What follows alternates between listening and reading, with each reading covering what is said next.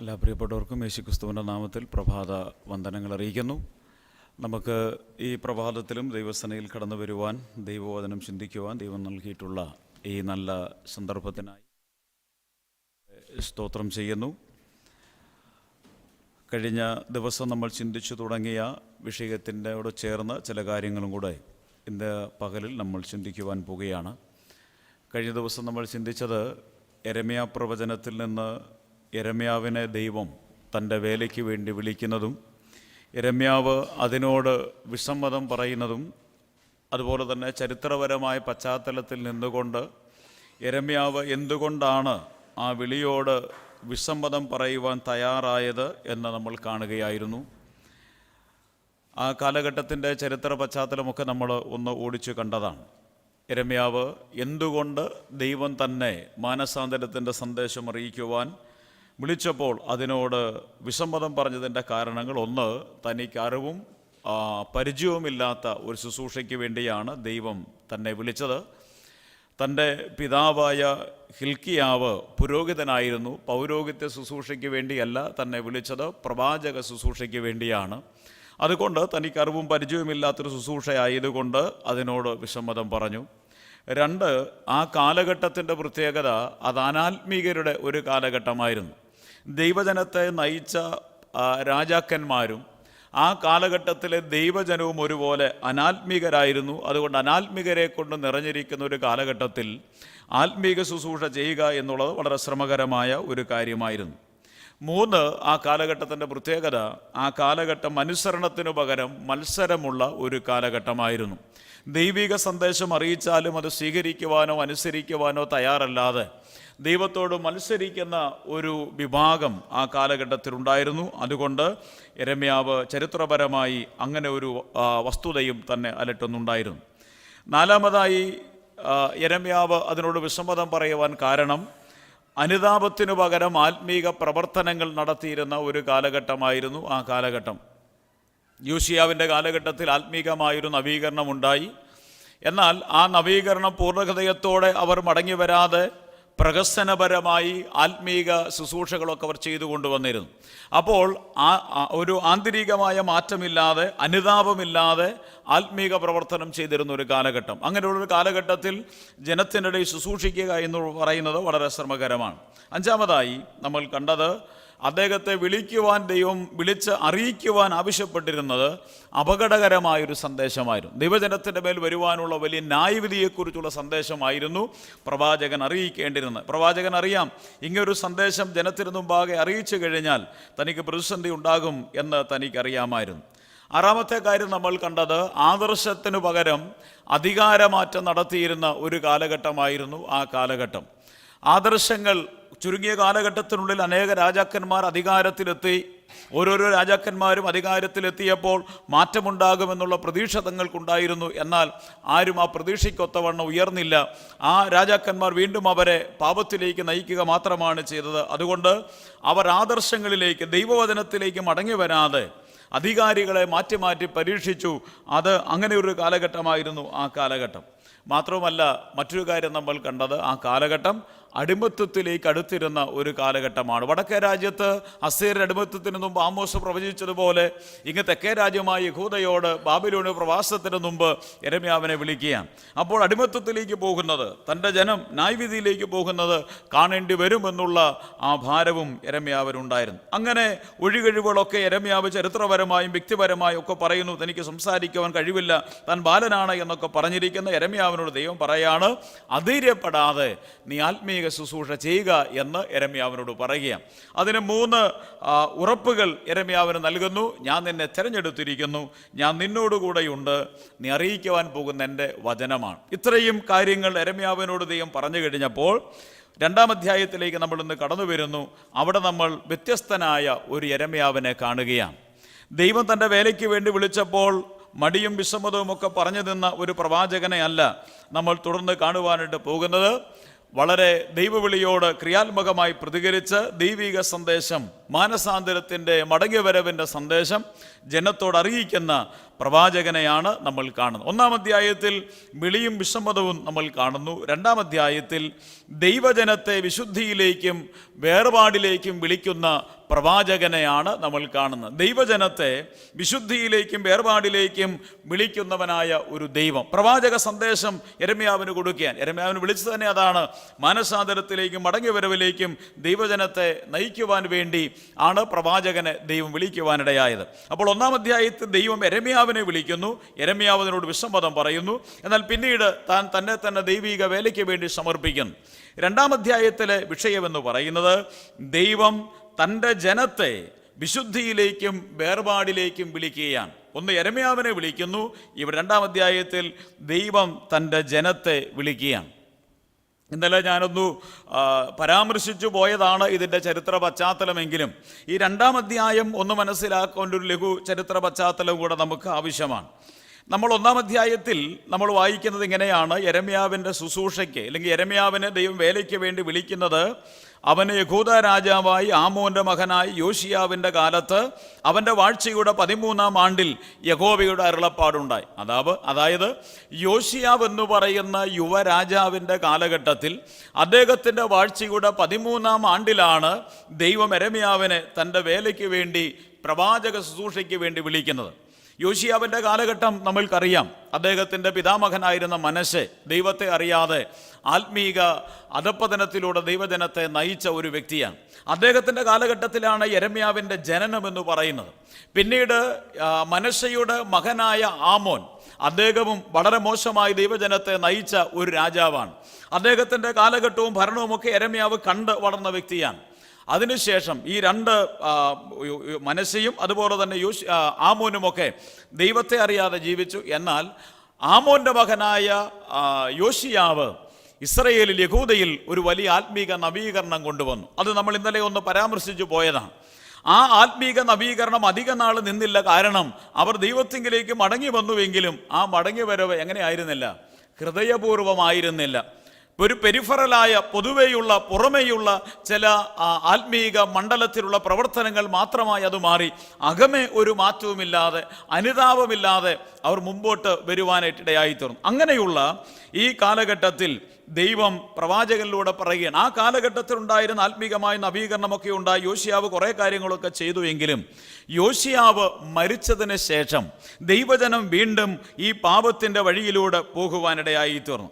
അങ്ങനെ ദൈവത്തെ വിട്ട് യോശിയാവിൻ്റെ കാലഘട്ടത്തിലുണ്ടായ ആത്മീക നവീകരണം വിട്ട് വീണ്ടും പാപത്തിൻ്റെ വഴിയിലൂടെ പോകുന്ന ദൈവജനത്തിൻ്റെ വീഴ്ചയെ, അവരുടെ പാപങ്ങളെ സ്വർഗത്തിലെ ദൈവം എങ്ങനെ നോക്കിക്കാണുന്നു എന്നും എന്നിട്ട് അവരെ മാനസാന്തരത്തിലേക്കും മടങ്ങിവരവിലേക്കും വിളിക്കുന്നതായ ഒരു ദൈവത്തെയാണ് 2-ാം അധ്യായത്തിൽ നമ്മൾ ദർശിക്കുന്നത്. അതുകൊണ്ട് 2-ാം അധ്യായത്തിലെ സന്ദേശത്തെ വേണമെങ്കിൽ നമുക്ക് ഇങ്ങനെ പറയാം: ദൈവജനത്തെ വിശുദ്ധിയിലേക്കും വേർപാടിലേക്കും വിളിക്കുന്നവനായ ദൈവത്തെയാണ് 2-ാം അധ്യായത്തിൽ നമ്മൾ കാണുവാൻ സാധിക്കുന്നത്. ഇനിയും ഇങ്ങനെയുള്ളൊരു ആത്മീക സ്ഥിതി യഹൂദയുടെ ചരിത്രത്തിൽ നിൽക്കുകയാണ്. ഈ ഒരു ദൈവജനത്തിൻ്റെ ആത്മീകമായ പാപ്പരത്വത്തെ, അവരുടെ പരാജയത്തെ, അവരുടെ പാപജീവിതത്തെ ദൈവം എങ്ങനെയാണ് നോക്കിക്കാണുന്നത്? 3 വീക്ഷണകോണിലൂടെ ദൈവം തൻ്റെ ജനത്തിൻ്റെ വീഴ്ചയെ ഇപ്പോൾ കാണുകയാണ്. 3 വീക്ഷണകോണുകളിലൂടെ ദൈവം തൻ്റെ ജനത്തെ കാണുകയാണ്. ഒന്നാമതായി അതിൻ്റെ ആദ്യത്തെ 2-3 വാക്യങ്ങൾ, യെരമ്യാ പ്രവചനം 2-ാം അധ്യായം 1, 2, 3 വാക്യങ്ങൾ നമുക്ക് വായിച്ച് കേൾക്കാം. അവിടെ ദൈവം ജനമായ യഹൂദയുടെ വീഴ്ചയെ എങ്ങനെയാണ് നോക്കിക്കാണുന്നത് എന്ന് നമ്മൾ കാണുകയാണ്. ഒന്നാമത്തെ ആശയം നമ്മളവിടെ കാണുന്നു. ആദ്യത്തെ 2 വാക്യങ്ങൾ: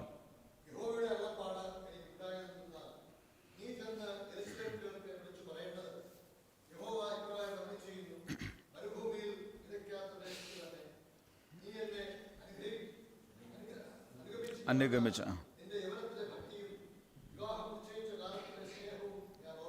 മതി. ഒന്ന് ഭൂതകാല ഓർമ്മയാണ്. ദൈവം looking on to past God remembers. അവരുടെ ഭൂതകാലത്തെ ദൈവം നോക്കിക്കൊണ്ട് ദൈവം ചില കാര്യങ്ങൾ ഓർക്കുകയാണ്. ഇപ്പോൾ അവരുടെ സ്ഥിതി പാപത്തിലൂടെയാണ്, ദൈവത്തെ വിട്ടുള്ളൊരു പ്രയാണമാണ് ദൈവജനത്തിന് ഇപ്പോൾ ഉള്ളത്. എങ്കിലും ദൈവം അവരുടെ ദൈവജനത്തിൻ്റെ ഒരു ഭൂതകാലത്തിലേക്ക് കണ്ണോടിച്ചിട്ട് പറയുന്നൊരു കാര്യമുണ്ട്. നീ ചെന്ന് യെരൂശലേം കേൾക്ക് വിളിച്ചു പറയേണ്ടുന്നത്, യഹോവ ഇപ്രകാരം അരുളി ചെയ്യുന്നു, മരുഭൂമിയിൽ വിതയ്ക്കാത്ത ദേശത്തു തന്നെ നീ എന്നെ അനുഗമിച്ചു നടന്ന് നിന്റെ യൗവനത്തിലെ ഭക്തിയും വിവാഹം നിശ്ചയിച്ച കാലത്തിലെ സ്നേഹവും ഞാൻ എന്ത് ചെയ്യുന്നു? ഓർക്കുന്നു. അപ്പോൾ ഇപ്പോഴവരുടെ സ്ഥിതി വളരെ അധപതനത്തിലാണ്, ആത്മീകമായ പരാജയത്തിലാണ് അവർ ജീവിക്കുന്നത്. എങ്കിലും ദൈവത്തിൻ്റെ ഓർമ്മയിൽ, ദൈവത്തിൻ്റെ മനസ്സിൽ, ഭൂതകാലത്തിൽ ആ ദൈവജനത്തെക്കുറിച്ചുള്ള ചില ചിന്തകൾ, ഓർമ്മകൾ തളം കെട്ടി കിടപ്പുണ്ട്. ആ ഓർമ്മകൾ എന്ന് പറയുന്നത്, നീ എന്നെ അനുഗമിച്ചു നടന്ന നിന്റെ യൗവനത്തിലെ ഭക്തിയും വിവാഹം നിശ്ചയിച്ച കാലത്തിലെ സ്നേഹവും ഞാൻ എന്ത് ചെയ്യുന്നു? ഓർക്കുന്നു. കാരണം ദൈവജനം ഒരിക്കൽ ദൈവത്തെ അനുഗമിച്ചതാണ്. അവർ ദൈവത്തെ അനുഗമിച്ചു കൊണ്ടുവന്നപ്പോൾ ദൈവത്തോടുള്ള സ്നേഹം, ആദ്യ സ്നേഹം, അതെല്ലാം ദൈവം ഓർക്കുന്നുണ്ട്. നമ്മൾ വെളിപ്പാട് പുസ്തകത്തിൽ വായിക്കുന്ന പോലെ ആദ്യ സ്നേഹം, ആ ആദ്യ സ്നേഹത്തെക്കുറിച്ച് ഇസ്രായേൽ ജനത വിളിവിക്കപ്പെട്ടവരായി വന്നപ്പോൾ അവർക്ക് ദൈവത്തോടുണ്ടായിരുന്ന ഏറ്റവും ആ കൂറ്, വിശ്വാസം, വിശുദ്ധി, വിശ്വസ്തത, അതെല്ലാം ദൈവം ഓർക്കുകയാണ്. ആ ഒരു കാലഘട്ടത്തെക്കുറിച്ച് ദൈവം ഓർക്കുകയാണ്. ഒരു പ്രത്യേകമായ വസ്തുത, ദൈവം തൻ്റെ ജനം പാപത്തിലൂടെ പോകുമ്പോഴും ഇല്ലെങ്കിൽ അവർ തെറ്റിലേക്ക് പോകുമ്പോഴും തനിക്ക് വേണ്ടി ചെയ്തതോ ഇല്ലെങ്കിൽ തന്നോട് അവർക്കുണ്ടായിരുന്ന ഭക്തിയോ സ്നേഹമോ ഒന്നും ദൈവം എന്ത് ചെയ്യുന്നില്ല? മറന്നു കളയുന്നില്ല. നമ്മൾ എബ്രായ ലേഖനത്തിൽ 6-ാം അധ്യായത്തിൽ ഒരു വാക്യപ്രയോഗം നമ്മളോട് വായിക്കുന്നുണ്ട്, ഒരു പ്രത്യേകമായ പദപ്രയോഗം നമ്മുടെ വായിക്കുന്നുണ്ട്. എബ്രായ ലേഖനം 6-ാം അധ്യായം നമുക്കറിയാം, കർത്താവായ യേശുക്രിസ്തു എല്ലാവരിലും എല്ലാറ്റിലും ഉന്നതനാണ് എന്നുള്ള വിഷയമൊക്കെ പറഞ്ഞു വരുന്നു. അതിനുശേഷം അവരുടെ ആത്മീകമായ പാപ്പരത്വത്തെ, പരാജയത്തെ ഒക്കെ അവിടെ വെളിപ്പെടുത്തുകയാണ്. അവരുടെ ആത്മീക അപക്വതയെക്കുറിച്ച് 6-ാം അധ്യായത്തിൽ പറഞ്ഞു വരികയാണ്. അങ്ങനെ പറഞ്ഞു വരുമ്പോൾ 6-ാം അധ്യായത്തിൻ്റെ 10-ാമത്തെ വാക്യം ഒന്ന് വായിച്ചാട്ടെ. എബ്രായ ലേഖനം 6-ാം അധ്യായം 10-ാമത്തെ വാക്യം.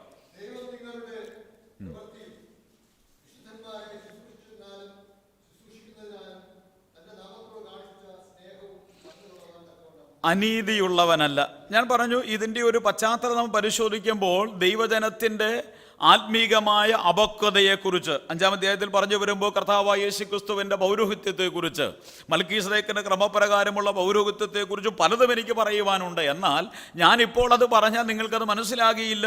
അപ്പോൾ അവരുടെ ആത്മീകമായ അപക്വതയെ വെളിപ്പെടുത്തിയിട്ട് ഒരു വിമർശനം, അവർക്കുള്ള വാണിംഗ് നൽകിയിട്ട് അങ്ങനെ പറഞ്ഞു വരുമ്പോൾ പറയണം, എന്നാൽ ദൈവം നിങ്ങളുടെ പ്രവൃത്തിയും വിശുദ്ധന്മാരെ ശുശ്രൂഷിച്ചതിനാലും ശുശ്രൂഷിക്കുന്നതിനാലും തൻ്റെ നാമത്തോട് കാണിച്ച സ്നേഹവും മറന്നു കളയുവാൻ തക്കവണ്ണം അനീതിയുള്ളവനല്ല. അതായത് നമ്മളൊക്കെ മാനുഷികമായ ഒരാൾ നമുക്ക് എത്ര നന്മ ചെയ്താലും അദ്ദേഹം എന്തെങ്കിലും ഒരു തെറ്റ് നമ്മളോട് ചെയ്താൽ നമ്മൾ എന്ത് ചെയ്യും? അതെല്ലാം എന്ത് ചെയ്യും? മറന്നു കളയും. പിന്നെ അദ്ദേഹത്തെക്കുറിച്ച് ഇല്ലാത്തതെല്ലാം നമ്മൾ പറഞ്ഞു പരത്തും. വാസ്തവത്തിൽ ഇപ്പോൾ ദൈവത്തോടുള്ള ആ ദൈവജനത്തിൻ്റെ മനോഭാവം എന്ന് പറയുന്നത് ദൈവത്തെ അവർ വിട്ടുപോയിരിക്കുക. ദൈവ വഴികളെ വിട്ടോ, വിഗ്രഹാരാധനയുടെയൊക്കെ പിന്നിൽ ദൈവജനം ഈ സമയത്ത് പോയിരിക്കുക. അങ്ങനെയൊക്കെ ആണെങ്കിലും ദൈവത്തിൻ്റെ മനസ്സിൽ ചില വസ്തുതകൾ തിങ്ങി നിൽപ്പുണ്ട്. ദൈവജനം ദൈവത്തെ സ്നേഹിച്ചത്, വിവാഹം നിശ്ചയിച്ച കാലത്തിലെ ആ ഭക്തി, വിവാഹം നിശ്ചയിച്ച കാലത്തിലെ ആ സ്നേഹം, അതെല്ലാം ദൈവത്തിൻ്റെ ഓർമ്മയിൽ ഇങ്ങനെ തളം കെട്ടിക്കിടക്കുകയാണ്. അതുകൊണ്ട് ദൈവം തൻ്റെ ദൈവജനം ദൈവത്തെ സ്നേഹിച്ചത്, ആ ദൈവത്തോടുണ്ടായ സ്നേഹം, അതൊന്നും ദൈവം മറന്നു കളയുന്നില്ല. നമ്മളെ സംബന്ധിച്ചിടത്തോളം അങ്ങനെ ഒരു കാലഘട്ടമുണ്ട്. വിവാഹം നിശ്ചയിച്ച കാലത്തിലെ സ്നേഹം, രക്ഷിക്കപ്പെട്ട നാളുകളിലേക്ക് നമുക്കൊന്ന് മടങ്ങിച്ചെല്ലാമെങ്കിൽ ആ ഊഷ്മളത നമുക്ക് മനസ്സിലാകും. പഴയ നിയമത്തിൽ യഹോവയെ ഭർത്താവായും യഹൂദയെ ഭാര്യയായും ചിത്രീകരിച്ചിരിക്കുന്നു. പുതിയ നിയമത്തിൽ ആത്മമണവാളനായ ക്രിസ്തുവും മണവാട്ടിയായ സഭയും. അതെല്ലാം ഈ ഊഷ്മളമായ ബന്ധത്തെ വെളിപ്പെടുത്തുവാൻ വേണ്ടിയുള്ള ചിത്രീകരണങ്ങളാണ് നമുക്ക് തിരുവെഴുത്തിലൂടെ കാണുവാൻ സാധിക്കുന്നത്. വിവാഹം കഴിച്ചവർക്കറിയാം, വിവാഹം നിശ്ചയിച്ച കാലത്തിലെ അവർക്കുണ്ടായിരുന്ന സ്നേഹം, വിവാഹ നാളിലേക്ക് തനിക്ക് വേണ്ടി ഒരുക്കപ്പെട്ടിരിക്കുന്ന ആ സഹോദരി, ആ ഭാര്യയെ അല്ലെങ്കിൽ ആ ഭർത്താവിന് വേണ്ടിയുള്ള ആ ഒരുക്കം എത്രത്തോളം ഊഷ്മളതയുള്ള ഒരു ബന്ധമായിരുന്നു എന്ന് നമുക്ക് കാണുവാൻ സാധിക്കും. അതുപോലെ തന്നെ നമ്മൾ വിശ്വാസത്തിലേക്ക് വന്ന കാലഘട്ടം, ആദ്യ സ്നേഹം, പിതാക്കന്മാർക്കൊക്കെ ഉണ്ടായിരുന്ന അന്യോന്യ സ്നേഹം, സഹകരണം, അതൊക്കെ എത്രയോ വലുതായിരുന്നു. നമ്മളെക്കുറിച്ച് വായിച്ചും മനസ്സിലാക്കിയും കേട്ടുമൊക്കെയുള്ള എത്രയോ അനുഭവങ്ങൾ. നമ്മളെ തന്നെ വിളിച്ചതല്ല, സഹോദരന്മാരെന്ന് മറ്റുള്ളവർ നമ്മളെക്കുറിച്ച് വിളിച്ചതാണ് അന്നൊക്കെ നമ്മൾ വായിക്കുകയും അറിയുകയൊക്കെ ചെയ്യുന്നതാണ്. എന്നാൽ ഇന്ന് നമ്മളെ നോക്കിക്കൊണ്ട് അങ്ങനെയൊരു വസ്തുത നമ്മളെക്കുറിച്ച് പറയുവാൻ സാധിക്കുമോ? ഇതാ സഹോദരന്മാർ ഒത്തുവസിക്കുന്നത് എത്ര ശുഭവും മനോഹരവുമെന്ന് തിരുവെഴുത്തിൽ വായിക്കുന്നത് പോലെ അങ്ങനൊരു അവസ്ഥയും അങ്ങനൊരു സ്നേഹവും അങ്ങനൊരു ഊഷ്മളതയും ഒക്കെ വേർപെട്ട ദൈവജനത്തിൻ്റെ ഇടയ്ക്ക് ഉണ്ടായിരുന്നു. എന്നാൽ അതൊക്കെ ഇന്ന് എന്തായി മാറിയിരിക്കുന്നു? ഓർമ്മകൾ മാത്രമായി മാറിയിരിക്കുന്നു. വാസ്തവത്തിൽ അങ്ങനൊരു അനുഭവം നമുക്കുണ്ടോ എന്ന് ചോദിച്ചാൽ ആ ഒരു അനുഭവം ഇന്നില്ല. അതെല്ലാം ഓർമ്മയിൽ മാത്രം നിലനിൽക്കുന്ന ചില വസ്തുതകളായി മാറിയിരിക്കുന്നു. ദൈവം ഓർക്കുന്നു. നമ്മുടെ ജീവിതത്തിൽ ആദ്യ സ്നേഹത്തിലേക്ക് മടങ്ങി വരുവാൻ ദൈവം ആഹ്വാനം ചെയ്യുക. ആ നല്ല നാളുകളെ കുറിച്ച് ഓർമ്മയുണ്ട്. ആ നാളുകളൊന്നും ദൈവം മറന്നുപോയിട്ടില്ല. അപ്പോൾ ഇങ്ങനെ പാപത്തിൽ കഴിയുന്ന ദൈവജനത്തെ ദൈവം എങ്ങനെ നോക്കിക്കാണുന്നു? ഒന്ന്, ഭൂതകാലത്തെക്കുറിച്ച് ഓർക്കുന്നു. എന്തോർക്കുന്നു? വിവാഹം നിശ്ചയിച്ച കാലത്തിലെ സ്നേഹവും അതുപോലെ തന്നെ ആ കാലഘട്ടത്തിലെ ഭക്തിയും ഒക്കെ ദൈവം ഓർക്കുന്നു. അതാണ് ഒന്നാമതായി ദൈവം ആ വസ്തുത നോക്കിക്കാണുന്നത്. രണ്ടാമതായി ഇന്നത്തെ പ്രധാനപ്പെട്ട വിഷയം അതാണ്. മാനസാന്തരത്തിലേക്കും മടങ്ങിവരവിലേക്കും വിശുദ്ധിയിലേക്കും ദൈവജനത്തെ വിളിക്കുകയാണ്. ഒന്ന്, ഇങ്ങനെയൊക്കെ ആണെങ്കിലും ഭൂതകാലത്തെ നോക്കിക്കൊണ്ട് ദൈവം ചില കാര്യങ്ങൾ ഓർക്കുന്നു, നല്ല കാര്യങ്ങൾ ഓർക്കുന്നു, നല്ല ഊഷ്മളമായ സ്നേഹബന്ധത്തെ ഒക്കെ ദൈവം ഓർക്കുന്നു. എന്നാൽ തുടർന്നുള്ള വാക്യങ്ങൾ നമ്മൾ വായിക്കുമ്പോൾ, 2-ാം അധ്യായത്തിൻ്റെ 5, 6, 7 വാക്യങ്ങൾ വായിക്കുമ്പോൾ വർത്തമാനകാലത്തിലേക്ക് നോക്കിക്കൊണ്ട് ദൈവം അവരോട് വിമർശനം പറയുകയാണ്. അപ്പോൾ ഭൂതകാല ഓർമ്മ, 2 വർത്തമാനകാല വിമർശനം. ഈ വർത്തമാനകാലത്തേക്ക് നോക്കിയിട്ട് ദൈവജനത്തെ നോക്കിയിട്ട് അവരെ ശ്ലാഘനീയമായ ഇല്ലെങ്കിൽ അവരെ അഭിനന്ദിക്കത്തക്ക രീതിയിലുള്ള ഒരു കാര്യവും ദൈവത്തിന് കാണുവാൻ സാധിക്കുന്നില്ല. ശക്തമായ ചില വിമർശനങ്ങൾ ദൈവം തൻ്റെ ജനത്തോട് പറയുകയാണ്. ഈ 2-ാം അധ്യായത്തിൽ വേർപാടും വിശുദ്ധിയുമല്ല നഷ്ടപ്പെട്ട ദൈവജനത്തെ വേർപാടിലേക്കും വിശുദ്ധിയിലേക്കും മടങ്ങി വരുവാനായി ആഹ്വാനം ചെയ്യുന്ന ദൈവത്തെ നമ്മൾ കാണുകയാണ്.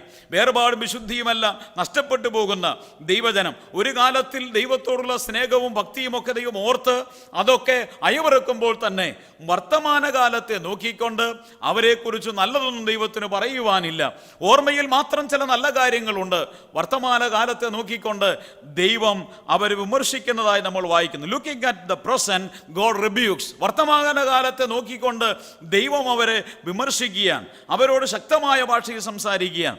എന്തുകൊണ്ടാണ് ഈ വിമർശനങ്ങൾ ദൈവം പറയുന്നത്? ഈ വിമർശനങ്ങൾ നമ്മൾ പരിശോധിച്ചാൽ ദൈവജനത്തിന് വേർപാടും വിശുദ്ധിയും നഷ്ടപ്പെടുവാൻ, ബാബിലോണിയ പ്രവാസത്തിലേക്ക് അവർ പോകുവാൻ തയ്യാറായി നിൽക്കുന്നതിൻ്റെ കാരണം, ദൈവത്തിൻ്റെ ന്യായവിധി അവരുടെ മേൽ വരുവാനുള്ള കാരണം എന്താണ് എന്നും നമുക്ക് മനസ്സിലാക്കുവാൻ സാധിക്കുന്നുണ്ട്. അപ്പോൾ ദൈവജനത്തിന് വേർപാടും വിശുദ്ധിയും നഷ്ടപ്പെട്ടു പോകുവാനുള്ള കാരണം എന്താണ്? ഈ വിമർശനങ്ങളിലൂടെ നമ്മൾ കണ്ണോടിക്കുമ്പോൾ, ഈ വിമർശനങ്ങളിലൂടെ നമ്മൾ കടന്നു പോകുമ്പോൾ ഇതിൻ്റെ കാരണങ്ങൾ നമുക്ക് മനസ്സിലാക്കുവാൻ സാധിക്കും. ഇത് യഹൂദയോടുള്ള ബന്ധത്തിൽ മാത്രമല്ല, ഇന്ന് ജീവിച്ചിരിക്കുന്ന നമ്മളെ സംബന്ധിച്ചിടത്തോളവും ദൈവത്തിന് പറയുവാനുള്ള വിമർശനങ്ങൾ ഇതൊക്കെ തന്നെയാകും എന്ന് ഞാൻ ചിന്തിക്കുകയാണ്. നമ്മൾ ഈ ചിന്തിച്ചു വരുമ്പോൾ ഈ ആശയങ്ങൾ നമുക്ക് മനസ്സിലാകും. ഈ വർത്തമാനകാലത്തിൽ നമ്മളെ നോക്കിക്കൊണ്ട്, വേർപെട്ട ദൈവജനത്തെ നോക്കിക്കൊണ്ട്, വേർപാടും വിശുദ്ധിയുമെല്ലാം നഷ്ടപ്പെട്ട് മുമ്പോട്ട് പോകുന്ന ദൈവജനത്തെ നോക്കിക്കൊണ്ട് ഒരു കാലത്തിലെ നല്ല ഓർമ്മകൾ നമ്മളെക്കുറിച്ചുണ്ട് എങ്കിലും വർത്തമാനകാലത്തിൽ ദൈവം നമ്മളെയൊക്കെ നോക്കിക്കൊണ്ട് ദൈവം ചില വിമർശനങ്ങൾ പറയുകയാണ്. എന്തൊക്കെയാണ് ആ വിമർശനങ്ങൾ? എന്തൊക്കെയാണ് വേർപാടും വിശുദ്ധിയും ദൈവജനത്തിനും ദൈവസഭയ്ക്കും നഷ്ടപ്പെടുവാനുള്ള കാരണങ്ങൾ? ഒന്നാമത്തെ ആശയത്തിലേക്ക് നമ്മൾ വരുന്നു. 2-ാം അധ്യായം അതിൻ്റെ 5-ാമത്തെ വാക്യം നമുക്ക് വായിച്ച് കേൾക്കാം.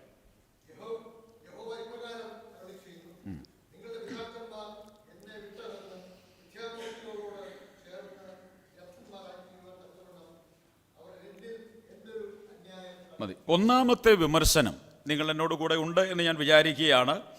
വേർപാടും വിശുദ്ധിയും നഷ്ടപ്പെട്ടു പോയ ദൈവജനത്തെ വേർപാടിലേക്കും വിശുദ്ധിയിലേക്കും വിളിക്കുന്നവനായൊരു ദൈവത്തെ നമ്മൾ കാണുന്നു.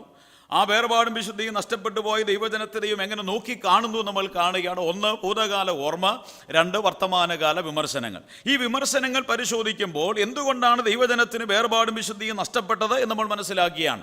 ഒന്നാമത്തെ വിമർശനമാണ് നമ്മൾ വായിക്കുന്നത്.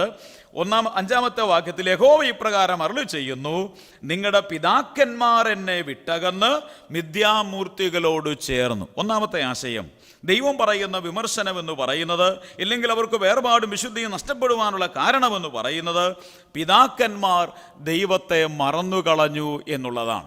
പിതാക്കന്മാർ ദൈവത്തെ മറന്നുകളഞ്ഞു. അങ്ങനെ തന്നെയാണ് നമ്മുടെ വായിക്കുന്നത്. 5-ാമത്തെ വാക്യത്തിൽ നിങ്ങളുടെ പിതാക്കന്മാർ എന്നെ വിട്ടകന്ന് മിഥ്യാമൂർത്തികളോട് ചേർന്നു. ഈ പിതാക്കന്മാരൊക്കെ തന്നെയാണ് ഈ ദൈവത്തിൻ്റെ നന്മകളൊക്കെ അനുഭവിച്ച് വന്ന ആൾക്കാർ. എന്നാൽ ഈ പിതാക്കന്മാർ കാലങ്ങൾ കഴിഞ്ഞപ്പോൾ ദൈവത്തെ വിട്ടകന്നു. ഇനിയും ഇവരെപ്പോഴാണ് ദൈവത്തെ വിട്ടകന്നത് എന്ന് ശ്രദ്ധേയമാണ്. 2-ാം അധ്യായം അതിൻ്റെ 6-ാമത്തെ വാക്യം. 6-ാമത്തെ വാക്യം.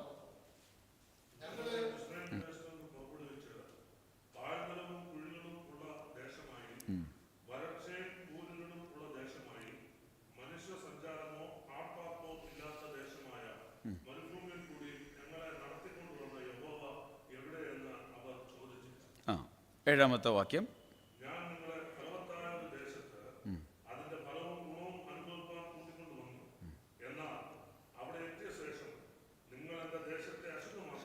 എന്നാൽ അവിടെ എത്തിയ ശേഷം നിങ്ങൾ എൻ്റെ ദേശത്തെ അശുദ്ധമാക്കി എൻ്റെ അവകാശത്തെ അറപ്പാക്കി കളഞ്ഞു. അപ്പോൾ ഈ പിതാക്കന്മാർ എപ്പോഴാണ് ദൈവത്തെ വിട്ടുകളഞ്ഞത്? മിസ്രൈമിൽ നിന്ന് വിടുവിച്ചു, അടിമനുഖത്തിന്റെ കീഴിൽ ദൈവം വിടുവിക്കുവാനിടയായി.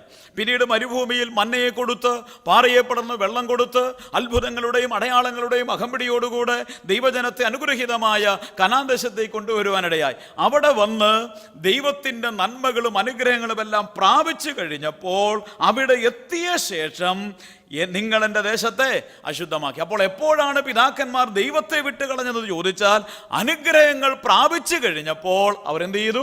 ദൈവത്തെ വിട്ടുകളയുവാനിടയായി. നമ്മുടെയും സംഭവവും ചരിത്രവും ഒക്കെ ഇങ്ങനെ തന്നെയാണ്. പിതാക്കന്മാർ ഒരു കാലത്തിൽ ദൈവത്തെ അന്വേഷിച്ചിറങ്ങിയവരാണ്. അവർ ദൈവത്തെ അന്വേഷിച്ചിറങ്ങിയപ്പോൾ പ്രതിസന്ധികളും പ്രയാസങ്ങളും ഒക്കെ അവർക്കുണ്ടായി. വീടുകൾ നിറക്കപ്പെട്ടു, അവരുടെ സ്വത്തുവകകൾ കൊടുക്കാതെ വന്നു, എല്ലാം ചപ്പന്നും ചവറൊന്നും എണ്ണി അതിനുവേണ്ടി വഴക്കുണ്ടാക്കാതെ അവർ ഇറങ്ങിത്തിരിക്കുവാനിടയായി. കടവരാന്തരകളിൽ കിടക്കേണ്ടുന്ന വിശ്വാസികളെക്കുറിച്ചും വിശ്വാസ വീരന്മാരെക്കുറിച്ചുമൊക്കെ നമ്മൾ വായിച്ചു കേട്ടിട്ടുണ്ട്. കാലങ്ങൾ കഴിഞ്ഞപ്പോൾ അവരെ ദൈവം ആദരിക്കുവാനിടയായി. പിതാക്കന്മാരുടെ വിശ്വാസ ദൈവം കാണുവാനിടയായി. അവരുടെ വിശ്വസ്തത ദൈവം കാണുവാനിടയായി. അവരുടെ തലമുറകളെയും ദൈവം അനുഗ്രഹിക്കുവാനിടയായി. ഈ അനുഗ്രഹങ്ങൾ ഓരോന്നായി വർദ്ധിച്ചു കഴിഞ്ഞപ്പോൾ ഇവരെന്ത് ചെയ്തു? ദൈവത്തെ മറന്നു കളയുവാനിടയായി. എപ്പോഴും ഭൗതിക സമ്പത്തുകൾ വർദ്ധിക്കുമ്പോൾ ദൈവത്തെ മറന്നു കളയുവാനുള്ള സാധ്യതകളുണ്ട്. സമ്പത്തുള്ളത് കൊണ്ട് ഒരുവൻ അഭക്തനാകണമെന്ന് നിർബന്ധമില്ല. ധനികനല്ലാത്തത് കൊണ്ട് ഒരുത്തൻ ആത്മീകനമാകണമെന്നും നിർബന്ധമില്ല. നമുക്കറിയാം, അബ്രഹാം, ഇയ്യോബൊക്കെ ബഹുസമ്പന്നരായിരുന്നു. അപ്പോൾ തന്നെ അവർ ഭക്തന്മാരായി ജീവിച്ചവരാണ്. അപ്പോൾ സാമ്പത്തിക അടിസ്ഥാനം കൊണ്ട് ഒരുവൻ ഭക്തനാണോ അല്ലയോ എന്ന് നമുക്ക് നിർണ്ണയിക്കുവാൻ സാധ്യമല്ലെങ്കിലും, എന്നാൽ ഇതെല്ലാം വർദ്ധിച്ചു വരുമ്പോൾ ദൈവത്തെ വിട്ടുകളയുവാനുള്ള സാധ്യതകളുണ്ട് എന്നൊരു വസ്തുതയാണ്. ഒരു കാലഘട്ടത്തിൽ വിശ്വാസവും ദൈവത്തിലുള്ള ആശ്രയമൊക്കെ വർദ്ധിച്ചിരുന്ന കാലഘട്ടം, ആവശ്യങ്ങൾക്ക് വേണ്ടി സ്വർഗീയ മുഖത്തേക്ക് നോക്കിയിരുന്ന ഒരു കാലഘട്ടം, വിതയും കൊയ്ത്തുമില്ലാത്ത കാലഘട്ടത്തിൽ മരുഭൂമിയിലൂടെ യാത്ര ചെയ്തപ്പോൾ അന്നത്തിന് വേണ്ടി ഉയരങ്ങളിലേക്ക് നോക്കണമായിരുന്നു. കാലങ്ങൾ കുറെ കഴിഞ്ഞു, പാലും തേനും ഒഴുകും ദേശത്തേക്ക് വന്നു. അവിടെ വിതച്ചു, അവിടെ കൊയ്ത്തുണ്ടായി, 100 മേനി വിളവുണ്ടായി. കളപ്പുരയിൽ ഇഷ്ടം പോലെ സൂക്ഷിക്കുവാനിടയായി. പിന്നെ അനുദിനം ആകാശത്തേക്ക് നോക്കേണ്ട ആവശ്യകത അവർക്കുണ്ടായില്ല. ഇഷ്ടം പോലെ ഉണ്ടല്ലോ, ബാങ്ക് ബാലൻസ് ഉണ്ടല്ലോ, കാശുണ്ടല്ലോ. ദൈവാശ്രയവും പ്രാർത്ഥനയും ഭക്തിയും എല്ലാം കുറഞ്ഞുപോയി. പിതാക്കന്മാരൊക്കെ മക്കളെ പഠിപ്പിക്കുമായിരുന്നു. മക്കളെ ഫീസ് ചോദിക്കുമ്പോൾ, സ്കൂളിൽ പോകുവാൻ വസ്ത്രം ചോദിക്കുമ്പോൾ പറയും, അപ്പൻ്റെ കയ്യിൽ പൈസയില്ല, വാ നമുക്ക് സ്വർഗീയ പിതാവിനോട് പ്രാർത്ഥിക്കാം. ഇപ്പോഴാണെങ്കിൽ എന്ത് ചെയ്യും? എൻ്റെ ഒരു ദിവസം മോളെ ഞാൻ ATM കൊണ്ടുപോയപ്പോൾ പറഞ്ഞു, മോളെ ഒരു ദിവസം കൊച്ചു പൈസ ചോദിച്ചു. ഞാൻ പറഞ്ഞു, മോളെ ഇപ്പോൾ പപ്പാടയിലില്ല, അതിന് പൈസ ഇല്ല, ഞാൻ മെഷീനിൽ പോയി കുത്തിയാൽ പോരെ. കൊച്ചായിരുന്നപ്പോഴാണ് അവിടെ വിചാരം ഇതിനകത്ത് ATM ഇതിനകത്ത് കുത്തിയ ഉടനെ പൈസ എങ്കിൽ ചാടി വരും. അപ്പോൾ ഇന്നത്തെ പിള്ളേരുടെ സ്ഥിതിഗതികൾ അതാണ്. എന്നാൽ ഒരു കാലഘട്ടത്തിൽ ദൈവത്തിൽ വിശ്വാസത്തോടുകൂടെ പ്രാർത്ഥിക്കുവാൻ, ദൈവത്തിൻ്റെ നടത്തിപ്പിൻ്റെ കരങ്ങൾ കാണുവാൻ പിതാക്കന്മാർ മക്കളെ പഠിപ്പിച്ചിരുന്നുവെങ്കിൽ, കാലങ്ങൾ വർദ്ധിതമായപ്പോൾ, അനുഗ്രഹത്തിൻ്റെ വഴിയിലൂടെ ദൈവജനത്തെ നടത്തപ്പെട്ടപ്പോൾ അവരിതെല്ലാം മറന്നു കളയുവാൻ ഇടയായി തീർന്നു. അനുഗ്രഹങ്ങൾ പ്രാപിച്ചപ്പോൾ പിതാക്കന്മാർ ദൈവത്തെ മറന്നു കളയുവാനിടയായി. ഞാനൊരു കാര്യം ചേർത്ത് പറയട്ടെ. ഈ നാളുകളിൽ യുവതലമുറയുടെ സാന്നിധ്യം സഭകളിൽ വളരെ കുറവാണ്. എനിക്കിവിടെ വന്നപ്പോൾ വളരെ സന്തോഷം തോന്നി. ഇവിടെയുള്ള സഭയിൽ യുവജനങ്ങൾ ലീഡ് ചെയ്യുന്നു, പാട്ടുകൾ പാടുന്നു, ഒന്നിച്ചു നിൽക്കുന്നു. നല്ല കാര്യം. ഇവിടെയുള്ള നേതൃത്വരെ ഞാനതിൽ അഭിനന്ദിക്കുകയും ചെയ്യും. നല്ല കാര്യം തന്നെ. എന്നാൽ പല സഭകളിലും പ്രായമുള്ള ചില അപ്പച്ചന്മാരെ വിട്ടുകഴിഞ്ഞാൽ പിന്നെ യൗവനക്കാരൊന്നും ഒരു കാര്യങ്ങളിൽ സഭയിലില്ല. അവരെ അടുപ്പിക്കുന്നില്ല, ഒരു വസ്തുത. മറ്റൊന്ന്, അവർ താല്പര്യവുമില്ല, അത് മറ്റൊരു വസ്തുത. ഇങ്ങനെയുള്ളൊരു ആത്മീക സ്ഥിതി നമ്മുടെ ഇടയിലുണ്ട്. അതിലൊരു കാരണം, യൗവനക്കാരെയൊക്കെ നമ്മൾ വിമർശിക്കുകയും പ്രശ്നങ്ങൾ പറയുകയും ചെയ്യുമ്പോൾ അതിലൊരു പങ്കാളിത്തം പിതാക്കന്മാർക്കുണ്ട് എന്ന് പറയുവാൻ ഞാൻ താല്പര്യപ്പെടുകയാണ്. ഈ പിതാക്കന്മാർ നന്മയും അനുഗ്രഹങ്ങളും എല്ലാം പ്രാപിച്ചു കഴിഞ്ഞപ്പോൾ പിതാക്കന്മാർ ദൈവത്തെ മറന്നു കളയുവാനിടയായി. അങ്ങനെ ഒരു കാലഘട്ടത്തിലേക്ക് കാലം വന്നിരിക്കുകയാണ്. പല സ്ഥലങ്ങളിലും ശുശ്രൂഷയ്ക്ക് പോകുന്ന ഒരു ദൈവദാസൻ എന്നുള്ള നിലയിൽ പല യൗവനക്കാരും എന്നോട് സംസാരിച്ചിട്ടുണ്ട്. ഒരിക്കൽ ഞാൻ വീട്ടിൽ ചെന്ന് പാർക്കുമ്പോൾ, ഞങ്ങളെയൊക്കെ വീടുകളിലാണല്ലോ പാർപ്പിക്കുന്നത്, അവിടെ വീടുകളിൽ ചെന്ന് പാർത്തപ്പോൾ ആ വീട്ടിലെ അച്ചാനെടുക്ക പറഞ്ഞു, മോനെ ഉപദേശി, എൻ്റെ മോനോടൊന്ന് ഇടപെടണം. അപ്പോൾ ഈ വാക്ക് എനിക്ക് അത്ര പരിചയമില്ലാത്ത വാക്കാണ്, ഈ ഇടപാടെന്നാണ്. അപ്പോൾ ഞാൻ ചോദിച്ചാൽ ഇതെന്താ ഈ ഇടപാട്? അപ്പോൾ പറഞ്ഞു, അത് മോൻ ആത്മീകമായി അത്ര സന്തോഷമൊന്നുമില്ല, അവനോട് സംസാരിക്കണം. അപ്പോൾ ഇടപാടെന്നാന്ന് മനസ്സിലായി. അപ്പോൾ ഞങ്ങൾക്ക് കിട്ടുന്ന സമയമനുസരിച്ച് എനിക്ക് പാർക്കുവാൻ തന്നിരിക്കുന്ന റൂമിലോ ഇല്ലെങ്കിൽ അദ്ദേഹത്തിൻ്റെ അടുക്കലോ സൗഹൃദപൂർവ്വം ചെന്ന് സംസാരിക്കും. അങ്ങനെ ഒരിക്കൽ ഒരു യൗവനക്കാരോട് സംസാരിച്ച് പിടിച്ച് വന്നപ്പോൾ ആ പയ്യൻ എന്നോട് പറഞ്ഞതിലൂടെ എനിക്ക് മനസ്സിലായ വസ്തുത ഇന്നാണ്: ഈ ഇടപെടേണ്ടത് മകനോടല്ല, അപ്പനോടാണ്. മകൻ പറഞ്ഞതിൻ്റെ ചരിത്രത്തിൻ്റെ സംക്ഷിപ്ത രൂപം മാത്രമേ ഞാൻ പറയാം. എൻ്റെ ഉപദേശി, എൻ്റെ അപ്പൻ സഭയിൽ പോയി സുന്ദരം പ്രസംഗമൊക്കെ നടത്തുന്ന ആളാണ്. പക്ഷേ ഇവിടെ വന്നു കഴിഞ്ഞാൽ ആളുടെ വിധം മാറും. എൻ്റെ അപ്പനെക്കാട്ടിലും നല്ലവനായിട്ടാണ് ഞാൻ ജീവിക്കുന്നത്. അവിടെ ചെല്ലുമ്പോൾ മഹാഭക്തനാണ്, പക്ഷേ ഇവിടെ വന്നു കഴിഞ്ഞാൽ മഹാമോശമാണ്. അപ്പോൾ വാസ്തവത്തിൽ കുടുംബത്തിൽ സമാധാനമില്ലായ്മ, ഭാര്യയോടുള്ള ഇടപാടുകൾ, മറ്റുള്ളവരുടെ ഇടപാടുകൾ, ഇതൊക്കെ മക്കൾ കണ്ടു വളരുന്നൊരു കാലഘട്ടമാണ്. ഞാൻ വളരെ ഭയത്തോടു കൂടെ പറയട്ടെ, നമ്മുടെ പ്രസംഗങ്ങളെക്കാൾ, നമ്മളുടെ മറ്റ് പൊതുവായ ശുശ്രൂഷകളെക്കാൾ നമ്മുടെ തലമുറകൾ നോക്കുന്ന നമ്മളുടെ ജീവിതത്തെയാണ്.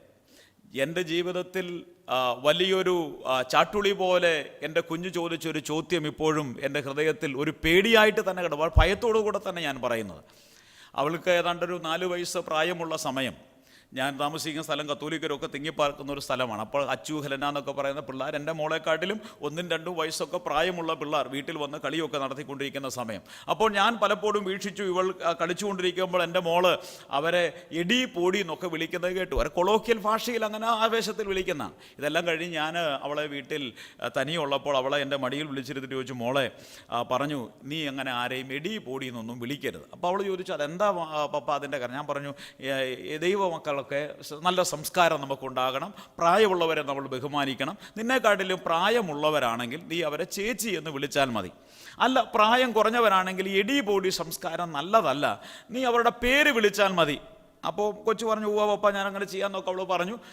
ബോധപൂർവം പല സന്ദർഭങ്ങളിൽ അവൾ ഈ പിള്ളേരെ ചേച്ചി എന്നൊക്കെ പേര് വിളിക്കുന്നൊക്കെ കേട്ടിട്ടുണ്ട്. പിന്നെ കളിയുടെ ആവേശം മൂത്തപ്പോൾ എടി പോടി എന്നൊക്കെ വിളിക്കുന്നതും കണ്ടിട്ടുണ്ട്. ഞാൻ പറഞ്ഞു വന്നത്, ഇത് അവൾക്കൊരു 4 വയസ്സ് ഉള്ള സമയത്ത് ഞാൻ കൊടുത്തൊരു ഉപദേശമാണ്. ഇതെല്ലാം കഴിഞ്ഞ് ഒരു 5-6 മാസങ്ങൾ കഴിഞ്ഞ് ഞങ്ങൾ വീട്ടിലിരിക്കുകയാണ്. ഞാനും ഭാര്യ വളരെ സ്നേഹത്തില്ല, വഴക്കൊന്നും ഉണ്ടാക്കിയല്ലോ. അപ്പോൾ ഉച്ച കഴിഞ്ഞ് ഊണൊക്കെ കഴിഞ്ഞ് ഞാൻ എൻ്റെ സിറ്റ് ഔട്ടിൽ ഇരിക്കുമ്പോൾ എൻ്റെ ഭാര്യയുടെ പേര് സാലി എന്നാണ്. ഞാൻ വിളിച്ചിട്ട് സാലിയെ വിളിച്ചിട്ട്, ഈ സാലി ഒരു ചായ ഇട്ട് തരാൻ പറഞ്ഞു. അപ്പോൾ കുഞ്ഞെൻ്റെ അടുത്ത്, പപ്പ എനിക്കൊരു സംശയമുണ്ട്. അപ്പം ഞാൻ വീണ്ടും അവളെ എൻ്റെ മടിയിൽ കൊണ്ടിരുത്തി ചോദിച്ചു, എന്താ മോളുടെ സംശയം? അതെ, പപ്പ ഇന്നാളി എന്നോട് പറഞ്ഞില്ലേ, ആരെ എടി പോടി എന്നൊന്നും വിളിക്കരുത്. ഞാൻ പറഞ്ഞു, അങ്ങനെ പറഞ്ഞതിന് ഇപ്പം എന്നായിരുന്നു ചോദിക്കാൻ കാരണം? അപ്പോൾ എടുത്ത ചോദ്യം, പിന്നെ പപ്പ എന്നെ മമ്മി എടി എന്ന് വിളിച്ച്. ഞാൻ വളരെ സ്നേഹത്തോടെ എടി സാലി എന്ന് വിളിച്ചതാണ്, വഴക്കൊന്നും ഉണ്ടാക്കി പറഞ്ഞു. എടി സാലി ഒരു ചായ ഇട്ടുണ്ടോ, കാഷ്വലായിട്ട് ഞാൻ പറഞ്ഞതാണ്.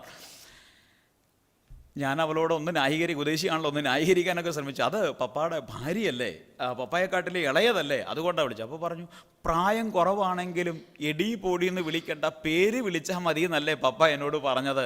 മമ്മിയെ സാലി എന്ന് പറഞ്ഞാൽ പോരെ, പിന്നെ എന്നത്തിന് എടി സാലി എന്ന് വിളിച്ചത്. ഞങ്ങൾ ഒത്തിരി ചിരിച്ചു ഈ ചോദ്യമൊക്കെ കേട്ട്. ഞാൻ പറയട്ടെ, ഈ ചോദ്യം എൻ്റെ ഹൃദയത്തിൽ വലിയ ഒരു ഭയമായി തന്നെ ഇന്ന് നിൽക്കുകയാണ്. 4 വയസ്സുള്ളപ്പോൾ അവൾ ആ ചോദ്യം ചോദിച്ചെങ്കിൽ 16 വയസ്സായി. അവിടെ ബുദ്ധി ശരിക്കും ഉറച്ചു. ഞാൻ പറയുന്നതും പ്രസംഗിക്കുന്നതും ഒന്നും എൻ്റെ ജീവിതത്തിൽ ഇല്ല എന്ന് കണ്ടാൽ, എൻ്റെ കുഞ്ഞ് ഈ ദൈവത്തെയും ഈ വചനത്തെയും ഭയപ്പെട്ടില്ല എങ്കിൽ അതിൻ്റെ ഉത്തരവാദിത്വം എനിക്കുണ്ട് എന്നുള്ള വലിയ ഭയത്തോടു കൂടെയാണ് ഞാനിത് പറയുന്നത്. എനിക്കറിയാം, എൻ്റെയൊക്കെ കൊച്ചിലെ പിതാക്കന്മാരുടെ മുമ്പിൽ നിൽക്കുവാൻ നമുക്കൊക്കെ പേടിയായിരുന്നു. ഇപ്പോഴങ്ങനൊന്നുമല്ല. പിള്ളേർ ഓൺ ദ സ്പോട്ടിൽ ചോദിച്ചിരിക്കും. അത് വീട്ടിലാണെങ്കിലും സഭയിലാണെങ്കിലും അങ്ങനെ തന്നെയാണ്. അതുകൊണ്ട് പിതാക്കന്മാർ ദൈവത്തെ മറന്നു കളഞ്ഞാൽ, മാതൃകാപരമായ ജീവിതം മക്കൾക്ക് കാഴ്ചവെച്ച് കൊടുത്തില്ല എങ്കിൽ നാളുകളിൽ അവരെ ഓർത്ത് വിലപിക്കേണ്ടതായി വരും. കർത്താവ് പറയും, നിങ്ങളെയും നിങ്ങളുടെ മക്കളെയും ഓർത്ത് കരവിനെന്ന് പറഞ്ഞതുപോലെ തോരാത്ത കണ്ണുനീരായി അനേക കുടുംബങ്ങളിൽ മാതാപിതാക്കളുടെ കണ്ണുനീരായി മക്കൾ മാറിയിരിക്കുന്നതിൻ്റെ പല കാരണങ്ങളിൽ ഒരു കാരണമെന്ന് പറയുന്നത് കപടഭക്തിയോടുകൂടെയുള്ള മാതാപിതാക്കളുടെ ഇടപാടുകളാണ്. അവർ സഭയിൽ വരുമ്പോൾ ഒരു മുഖം, വീട്ടിൽ ചെല്ലുമ്പോൾ മറ്റൊരു മുഖം.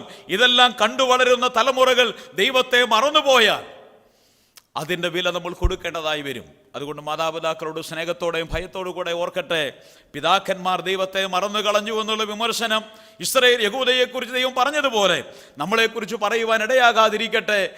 മക്കൾക്ക് മാതൃകാപരമായ ജീവിതം കാഴ്ചവെച്ചു കൊടുക്കാം. പ്രസംഗത്തെക്കാൾ, പ്രഭാഷണങ്ങളെക്കാൾ നമ്മുടെ ജീവിതമാകട്ടെ മറ്റുള്ളവർ വായിക്കുന്ന പുസ്തകം, നമ്മുടെ തലമുറകൾ വായിക്കുന്ന പുസ്തകം. എൻ്റെ അപ്പൻ ഒരു ഭക്തനായിരുന്നു, എൻ്റെ അപ്പൻ എന്നെ വിശ്വാസത്തിലേക്ക് നയിച്ചു എന്നൊക്കെ പറയുവാൻ ഇടയാകട്ടെ. നമ്മളെക്കുറിച്ച് നല്ല സാക്ഷ്യങ്ങൾ നമ്മുടെ തലമുറകൾക്ക് പറയുവാൻ സാധിക്കുമോ എന്നുള്ള വലിയൊരു ചോദ്യചിഹ്നമാണ്. എൻ്റെ മാതാവാണ് യാക്കോബയെ കുടുംബത്തിൽ നിന്ന് ആദ്യമായി വിശ്വാസത്തിലേക്ക് വന്നത്. ദൈവം കഴിഞ്ഞാൽ എന്നെ ഏറ്റവും അധികം സ്വാധീനിച്ചിട്ടുള്ളത് എൻ്റെ മാതാവാണ്. ഞാനും ജസ്റ്റിനുമൊക്കെ ഇതിനെതിരായി നിന്നൊരു കാലഘട്ടം, വിശ്വാസത്തിനെതിരെ നിന്നൊരു കാലഘട്ടം, ഇതൊക്കെ തെറ്റാണെന്ന് പറഞ്ഞിരുന്നൊരു കാലഘട്ടം, ഞങ്ങളൊക്കെ കോളേജിൽ പഠിക്കുന്ന കാലഘട്ടം, പല പ്രോഗ്രാമും പരിപാടിയും ഒക്കെ കഴിഞ്ഞ് രാത്രി 12 മണി 1 മണിക്ക് വീട്ടിൽ കടന്നു വരും. കടന്നു വരുമ്പോൾ എൻ്റെ മാതാവിനെ കണ്ട ഡൈനിങ് ടേബിളൊന്നും പറഞ്ഞുകൂടാ, ചെറിയൊരു മേശപ്പുറത്ത് ആഹാരമെല്ലാം ഇങ്ങനെ വിളമ്പി വെച്ചിരിക്കും. കതക് അകത്ത് നിന്ന് പൂട്ടുകയില്ല. ഞങ്ങളുടെയൊക്കെ സ്വഭാവം നല്ല സ്വഭാവം, എല്ലാവരും ചവിട്ടിപ്പൊളിക്കും, അതുകൊണ്ട് ചാരിയിട്ടിരിക്കും. ഞങ്ങൾ പാതിരാത്രിക്കൊക്കെ വന്ന് ആഹാരം കഴിച്ച് കിടക്കാൻ പോകുമ്പോൾ പുൽപ്പായ, പഴയ ആൾക്കാർക്കറിയാം, ആ പുൽപ്പായ കട്ടിലിൻ്റെ സൈഡിൽ ഇങ്ങനെ ഇട്ടിരിക്കും. ഞാൻ പറയുന്നത് രാത്രി 12 മണി 1 മണി സമയമാണ്. എൻ്റെ അമ്മ മുട്ടയെ കുത്ത് നിൽക്കുന്നത് ഞാൻ കണ്ടിട്ടുണ്ട്. അപ്പോൾ സുബോധമില്ലാതെ വന്നാൽ ഞാനൊക്കെ ചോദിച്ചിട്ടുണ്ട്, തള്ള നിങ്ങൾക്ക് വേറെ പണിയൊന്നുമില്ല, പാതിരാത്രി മുട്ടയെ കുത്ത് നീക്കുവാൻ. കണ്ണുനീരോടുകൂടെ ഞങ്ങൾക്ക് വേണ്ടി പ്രാർത്ഥിക്കുകയായിരുന്നു. പിന്നീട് ഞാൻ സുവിശേഷ വേലയിൽ ഇറങ്ങി വന്നു. എൻ്റെ ജ്യേഷ്ഠൻ വിശ്വാസത്തിലേക്ക് വന്നു. അദ്ദേഹത്തെ ഞാൻ തന്നെ സ്നാനപ്പെടുത്തണമെന്ന് അദ്ദേഹം ആവശ്യപ്പെട്ടു. ഇന്ന് ഞാനും എൻ്റെ കുടുംബവും ഞങ്ങൾ യഹോവയെ സേവിക്കുമെന്ന് പറയുവാൻ ഞങ്ങൾക്ക് സാധിക്കുന്നു. അതിൻ്റെ എല്ലാം പിന്നൊരു വസ്തുതയുണ്ട്. എൻ്റെ മാതാവിൻ്റെ മാതൃകാപരമായ ജീവിതം, സാധാരണ കർഷക സ്ത്രീയാണ്, വലിയ വിദ്യാഭ്യാസമൊന്നും പറയത്തക്ക രീതിയിലില്ല. എന്നാൽ അവൾ അറിഞ്ഞ വിശ്വാസത്തിന് വേണ്ടി, എൻ്റെ മാതാവ് അറിഞ്ഞ വിശ്വാസത്തിന് വേണ്ടി മാതൃകയോടെ ഞങ്ങൾക്ക് ജീവിതം കാഴ്ചവെച്ച ഞങ്ങളുടെ മാതാവിൻ്റെ ജീവിതമാകുന്ന പുസ്തകമാണ് ഞങ്ങൾ വായിച്ച് പഠിച്ചത്. അത് ഞങ്ങൾക്ക് ആവേശമായി നിൽക്കും. ഇന്ന് എൻ്റെ മുമ്പിലെ ചലഞ്ച് എന്ന് പറയുന്നത്, എൻ്റെ കുഞ്ഞിന് എന്നെക്കുറിച്ച് നാളെ ആരോടെങ്കിലും ഇങ്ങനെ പറയുവാൻ പറ്റുമോ എന്നുള്ളതാണ്. പ്രിയപ്പെട്ടവരെ, പിതാക്കന്മാർ ദൈവത്തെ മറന്നു കളഞ്ഞു എന്നുള്ള വിമർശനം യഹൂദയെക്കുറിച്ച് ദൈവം പറഞ്ഞതുപോലെ, അനുഗ്രഹങ്ങൾ പ്രാപിച്ചു കഴിഞ്ഞപ്പോൾ ദൈവത്തെ മറന്നു കളഞ്ഞു എന്ന് പറയുന്നതുപോലെ നമ്മളെക്കുറിച്ച് പറയാതിരിക്കട്ടെ. അതൊന്നാമത്തെ വിമർശനമാണ്, പിതാക്കന്മാർ ദൈവത്തെ മറന്നു കളഞ്ഞു.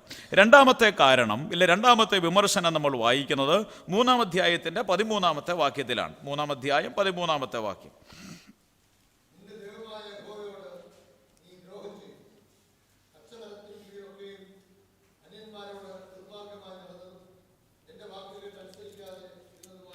എൻ്റെ വാക്ക് കേട്ടനുസരിക്കാതിരുന്നതുമായ മറ്റൊരു കാര്യം, ദൈവവചനം ന്യായപ്രമാണം പിന്നിലെറിഞ്ഞു കളഞ്ഞു എന്നുള്ളതാണ് ഈ ജനത്തോടുള്ള രണ്ടാമത്തെ വിമർശനം. എൻ്റെ വചനം കേട്ട് നിങ്ങൾ അനുസരിച്ചില്ല, കേട്ടനുസരിച്ചിട്ടില്ല. ഇതൊരു പ്രത്യേക പശ്ചാത്തലം ഞാൻ പറഞ്ഞു. യോശിയാവിനെ കുറിച്ച് ഞാൻ പറഞ്ഞതിൻ്റെ ഒരു പ്രത്യേക കാരണം അത് തന്നെയാണ്. യോശിയാവിൻ്റെ വാഴ്ചയുടെ 13-ാമത്തെ ആണ്ടിലാണ് ദൈവം യെരമ്യാവിനെ ശുശ്രൂഷയ്ക്ക് വേണ്ടി വിളിക്കുന്നത്. യോശിയാവ് യഹൂദയിൽ നടത്തിയ ആത്മീക നവീകരണം, മനശ്ശെ, ആമോനൊക്കെ നടത്തിയ അനാത്മീകതയിൽ നിന്ന് വീണ്ടും ഒരു ആത്മീക നവീകരണത്തിലേക്ക് യോശിയാവ് ദൈവജനത്തെ കൊണ്ടുവരുവാനിടയായി. ആ കാലഘട്ടത്തിൽ യോശിയാവ് ചെയ്ത അനേക നവീകരണ പ്രവർത്തനങ്ങൾ ഉണ്ടായിരുന്നു. തൻ്റെ പിതാമഹനായ മനശ്ശെയും ആമോനുമൊക്കെ ദൈവത്തെ വിട്ടുപോയതിൻ്റെ കാരണവും യോശിയാവ് കണ്ടെത്തി. അവരെ വീണ്ടും അതിലേക്ക് മടക്കി വരുത്താൻ നമ്മൾ വായിക്കുന്നുണ്ട്. ഈ ആശയം ഒന്ന് മനസ്സിൽ വെച്ചുകൊണ്ട് 2 ദിനവൃത്താന്തങ്ങൾ 34-ാം അധ്യായം അതിൻ്റെ 14-ാമത്തെ വാക്യം കൂടെ ഒന്ന് ചേർത്ത് വായിച്ചാൽ ഈ രണ്ടാമത്തെ ആശയം കുറച്ചും കൂടെ വ്യക്തമാകുന്നതാണ്. എന്താണ് അവരോടുള്ള വിമർശനം? 1, പിതാക്കന്മാർ എന്നെ വിട്ടുകളഞ്ഞു. 2, ന്യായപ്രമാണം അവർ പിന്നിൽ എറിഞ്ഞു കളയുവാനിടയായി. ദൈവത്തെ അനുഗമിക്കുവാൻ, ദൈവത്തെ സ്നേഹിക്കുവാൻ, ദൈവവചനപ്രകാരം ജീവിക്കുവാൻ ആഹ്വാനം ചെയ്ത് കൊടുത്ത ആ ന്യായപ്രമാണം അവർ മറന്നു കളയുവാനും പിന്നിലെറിയുവാനും ഇടയായി തീർന്നു. 2 ദിനവൃത്താന്തങ്ങൾ 34-ന്റെ 14-ാമത്തെ വാക്യം ഒന്ന് വായിക്കാം.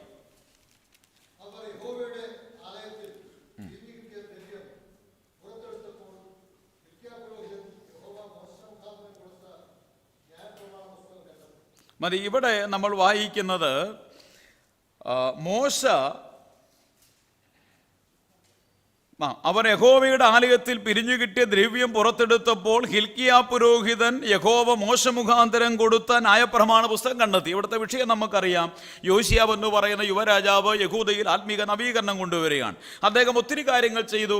ആരാധന പ്രസ്താവിക്കുന്നു, ന്യായപ്രമാണം കണ്ടെത്തുന്നു, ഒത്തിരി കാര്യങ്ങൾ അദ്ദേഹം ചെയ്യാൻ. അതിലൊരു കാര്യം, ദേവാലയത്തെ ശുദ്ധീകരിക്കുവാനിടയ, അതിൻ്റെ എല്ലാം അദ്ദേഹം ശുദ്ധീകരിക്കുവാനിടയ. അങ്ങനെ ശുദ്ധീകരിച്ചപ്പോൾ സംഭവിച്ച ഒരു കാര്യമാണ് 14-ാമത്തെ വാക്യത്തിൽ വായിച്ചത്. അവർ യഹോവയുടെ ആലയത്തിൽ പിരിഞ്ഞു കിട്ടിയ ദ്രവ്യം പുറത്തെടുത്തപ്പോൾ ഹിൽക്കിയാ പുരോഹിതൻ യഹോവ മോശെ മുഖാന്തരം കൊടുത്ത. അപ്പൊ ന്യായപ്രമാണ പുസ്തകം എവിടെ ആയിരുന്നു?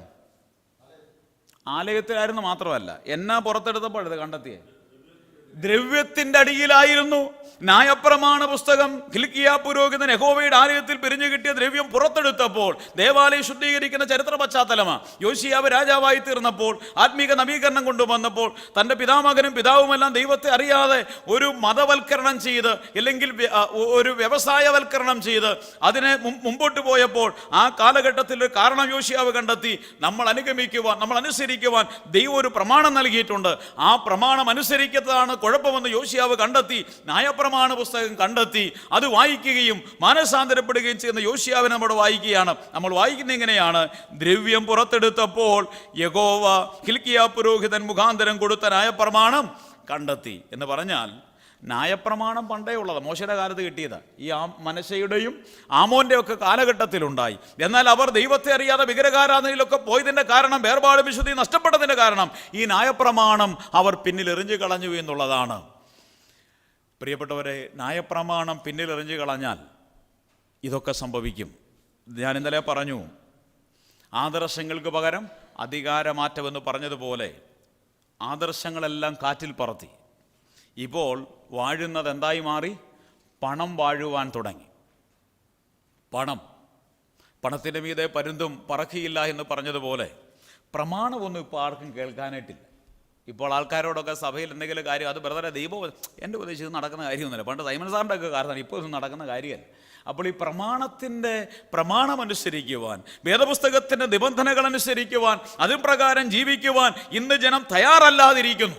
നമ്മളെക്കുറിച്ചുള്ള ഏറ്റവും ശക്തമായൊരു വിമർശനം അതുതന്നെ എന്ന് ഞാൻ വിചാരിക്കുകയാണ്. ന്യായപ്രമാണം പിന്നിലെറിഞ്ഞ്, ഇന്നലെ ഞാനത് സൂചിപ്പിച്ചു പോയതാണ്. നമുക്കുള്ള അഹങ്കാരം എന്ന് പറയുന്നത്, അല്ലെ നമുക്കുള്ള കൈമുതലെന്ന് പറയുന്നത്, ദൈവവചനത്തിൻ്റെ വെളിച്ചങ്ങൾ യഥാർത്ഥമായ രീതിയിൽ വ്യാഖ്യാനിക്കുവാൻ, മനസ്സിലാക്കുവാൻ ദൈവം കൃപ ചെയ്ത, ഇന്നും അങ്ങനെ തന്നെ വളരെ വ്യക്തതയോടെ പറയുവാൻ, പഠിപ്പിക്കുവാൻ കഴിയുന്ന ഒരു സമൂഹം തന്നെയാണ് വേറെപ്പെട്ട ദൈവജനം. അതൊരു സംശയമില്ലാത്ത വസ്തുതയാണ്.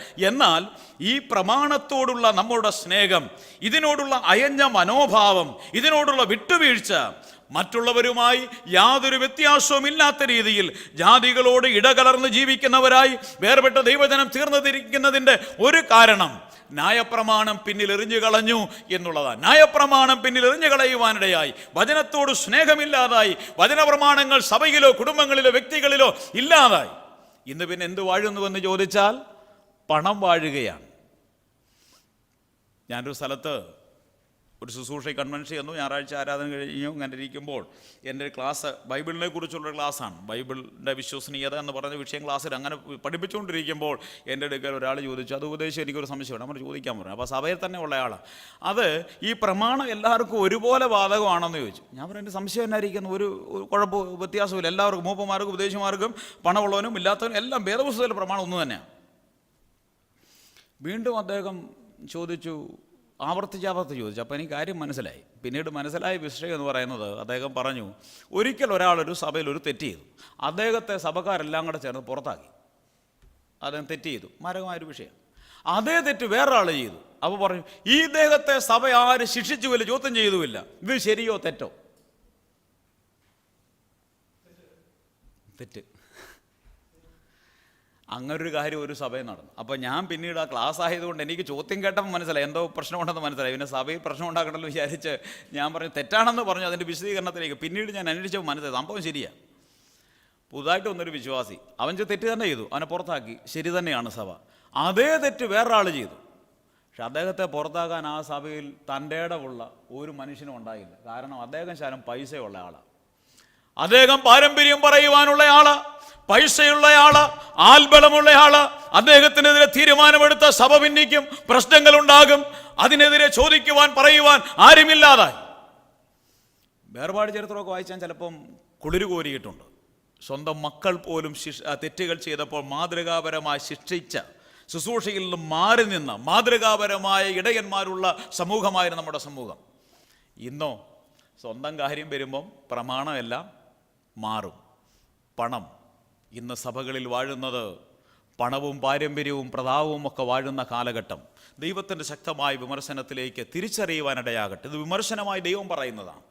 ആ വിമർശനങ്ങളെ തിരിച്ചറിയുവാൻ നമുക്ക് എങ്ങനെയെങ്കിലും വേർപാടിലേക്കും വിശുദ്ധിയിലേക്കും മടങ്ങി വരണമെന്ന് ആഗ്രഹമുണ്ടെങ്കിൽ ഈ ന്യായപ്രമാണത്തിലേക്ക് മടങ്ങി വരുവാൻ, വിട്ടുവീഴ്ചയില്ലാതെ അതങ്ങനെ തന്നെ എന്ന് പറയുവാൻ, അതങ്ങനെ തന്നെ എന്ന് സ്വീകരിക്കുവാൻ, അത് ആര് തെറ്റ് ചെയ്താലും അത് തെറ്റെന്ന് പറയുവാൻ നമുക്കിടയാകണം. അവിടെ തിരുത്തപ്പെടേണ്ടുന്ന വസ്തുതകൾ തിരുത്തപ്പെടണം. വ്യക്തികളിലും കുടുംബങ്ങളിലും സഭകളിലും ദൈവവചനം വാഴണം. ഇത് വാഴാതെ എവിടെയും നവീകരണം ഉണ്ടാകിയില്ല, മാറ്റം ഉണ്ടാകിയില്ല. ചരിത്രം അറിയാവുന്നവരാണല്ലോ നിങ്ങൾ. ദൈവസഭ റോമൻ കത്തോലിക്ക സഭയുടെ അധീനതയിൽ ദീർഘമായ നാളുകൾ മുമ്പോട്ട് പോയതാണ്. അവിടെ നമുക്കറിയാം മാർട്ടിൻ ലൂതർ എന്ന് പറയുന്ന വ്യക്തിയാണ് നവീകരണം കൊണ്ടുവന്നത്. മാർട്ടിൻ ലൂതർ നമുക്കറിയാം. എന്നാൽ John Wycliffe, Jerome, John guess മുതലായ ആൾക്കാരെ നമുക്ക് അധികം പരിചയമുണ്ടോ എന്ന് അറിഞ്ഞുകൂടാ.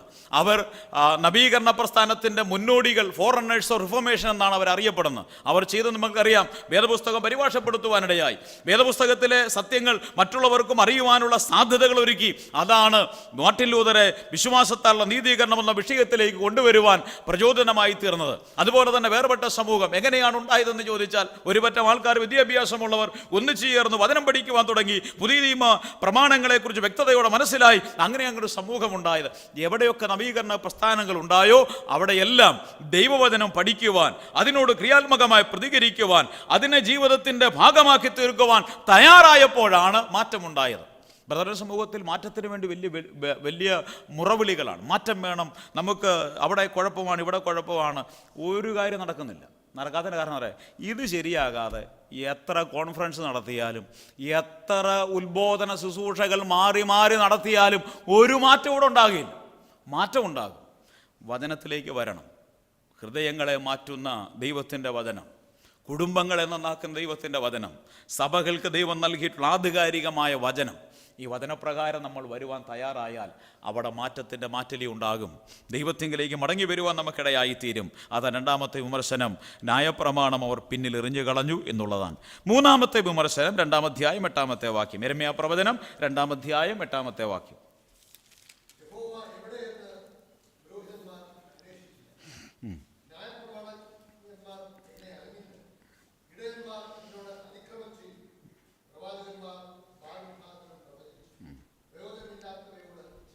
ഇവിടെ 8-ാം അധ്യായത്തിൽ 4 കൂട്ടം ആൾക്കാരെ കുറിച്ച് വായിക്കുന്നുണ്ട്. പുരോഹിതന്മാർ, ന്യായപ്രമാണജ്ഞന്മാർ, ഇടയന്മാർ, പ്രവാചകന്മാർ. ഇതെല്ലാം ഇസ്രയേലിൻ്റെ ചരിത്രവും സംവിധാനവും അറിയാവും. നമുക്കറിയാം, ദൈവജനത്തെ നയിക്കുവാനായി ദൈവം എഴുന്നേൽപ്പിച്ചിട്ടുള്ള നേതൃനിരയെക്കുറിച്ചാണ് പറയുന്നത്. അപ്പോൾ ഇവിടെ പറഞ്ഞ വിമർശനം എന്ന് പറയുന്നത് 3 നേതൃനിര പരാജയപ്പെട്ടു എന്നുള്ളതാണ്. ദൈവജനത്തോടുള്ള ദൈവത്തിൻ്റെ വിമർശനം. അവരെ വർത്തമാനകാലത്തെ നോക്കിക്കൊണ്ട് അവരെ അഭിനന്ദിക്കാതെ വിമർശനം പറയുന്നു. ഭൂതകാലത്തിൽ ഓർമ്മകളുണ്ടെങ്കിലും വർത്തമാനകാലത്തെ നോക്കി വിമർശിച്ച് പറയുകയാണ്, പിതാക്കന്മാരെന്നെ മറന്നു കളഞ്ഞു, ന്യായപ്രമാണം നിങ്ങൾ പിന്നിൽ എറിഞ്ഞു കളഞ്ഞു. അതാണ് എനിക്കുള്ള വിമർശനം. 3 നേതൃനിര പരാജയപ്പെടുവാനിടയായി. ആത്മീക മണ്ഡലത്തിൽ മാതൃകയോടെ നിലകൊള്ളേണ്ടുന്ന, ദൈവജനത്തെ നയിക്കേണ്ടുന്ന വിവിധ മണ്ഡലങ്ങളിലുള്ള നേതൃനിര ഒരുപോലെ പരാജയപ്പെടുവാനിടയായി. അതാണ് ദൈവജനത്തിന് വേർപാടും വിശുദ്ധിയും നഷ്ടപ്പെടുവാനുള്ള മറ്റൊരു കാരണമായി, വിമർശനമായി ദൈവം പറയുന്നത്. ഏതൊക്കെയാണ് ഈ കൂട്ടരെന്ന് പറയുന്നത്? പുരോഹിതന്മാർ എന്താണ് ചെയ്യേണ്ടുന്നത്? അവർ ദൈവത്തെ ആരാധിക്കേണ്ടുന്നവരാണ്, ദൈവത്തെ ആരാധന നടത്തേണ്ടുന്നവരാണ്. അവരെക്കുറിച്ച് വായിക്കുന്നത്, യഹോവ എവിടെയെന്ന് പുരോഹിതന്മാർ അന്വേഷിച്ചില്ല. പുരോഹിതന്മാർ ദൈവത്തെ അന്വേഷിച്ചില്ല എങ്കിൽ സാധാരണക്കാരൻ്റെ സ്ഥിതി നമുക്കറിയാം.